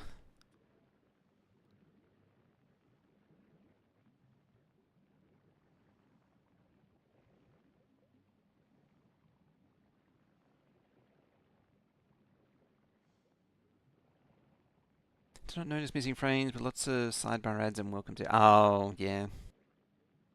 I've noticed that if you VPN to different countries, you get different results. Like if you go to VPN to Europe, you get a barrage of things that you need to agree to.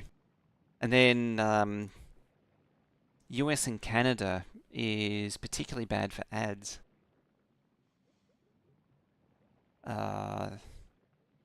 Self-contained bioflux carbon fiber production for export off wall. Yeah, this is specifically for sending to other planets. Like the carbon fiber goes to Aquilo and so on for GPUs. Where is it there? VPN to Cambodia. See what happens. But yeah, as I say, this thing very much depends on a healthy supply of mold. It's probably the last thing to do would be a compost bin. Anyway, I need to get out of here. So, that's been a good bit of labor sciencing. Actually, before I go, this thing, pick that up. Yeah, bring that down.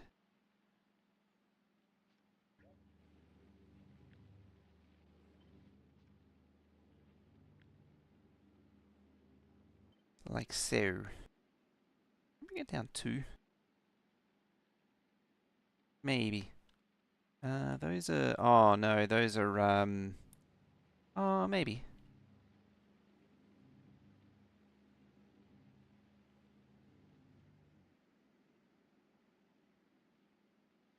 Just checking, yeah. I can bring it down 2, and just make the belt slightly shorter. Yeah, and they're just literally straight belts.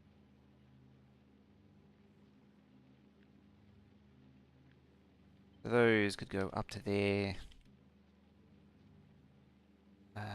These then go there. So those... What were those before?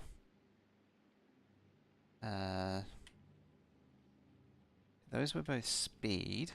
That means that can be speed, speed, speed, and speed. And then it should be consistent. So 2.54, 2.54, 2.54, 2.5. Yeah, they should all be 2.54, 2.54, 2.54, 2.54, and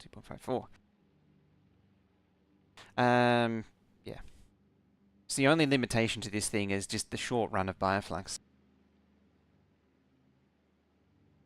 Castle Northern Ireland, if you count that as Europe, it's the same price of 2-bed, 2 bath Vancouver price Canada. Uh, I mean, the property prices of Canada is hilarious. But yeah, as I was alluding to, I need to end and get out of here. How long have I been on? 3.5 hours? Decent run. Decent. Yeah, I need to stop here, get to bed. It's getting late. So yeah, as I say, thank you for watching. I very much appreciate you all being here and hanging out as we headache through the science. Good night, Redicus. Hingry over on YouTube. Everyone else. I'm just calling out the last people that chatted in Liquid Media. But yeah, we shall continue this on tomorrow, playing in the mold. Before I forget, because Veldek isn't here or working. There's links to things there on Twitch. Links to things there on YouTube when Nightbot feels like presenting them. And that is it for me. So thank you for watching, and I shall see you next time, and bye bye for now.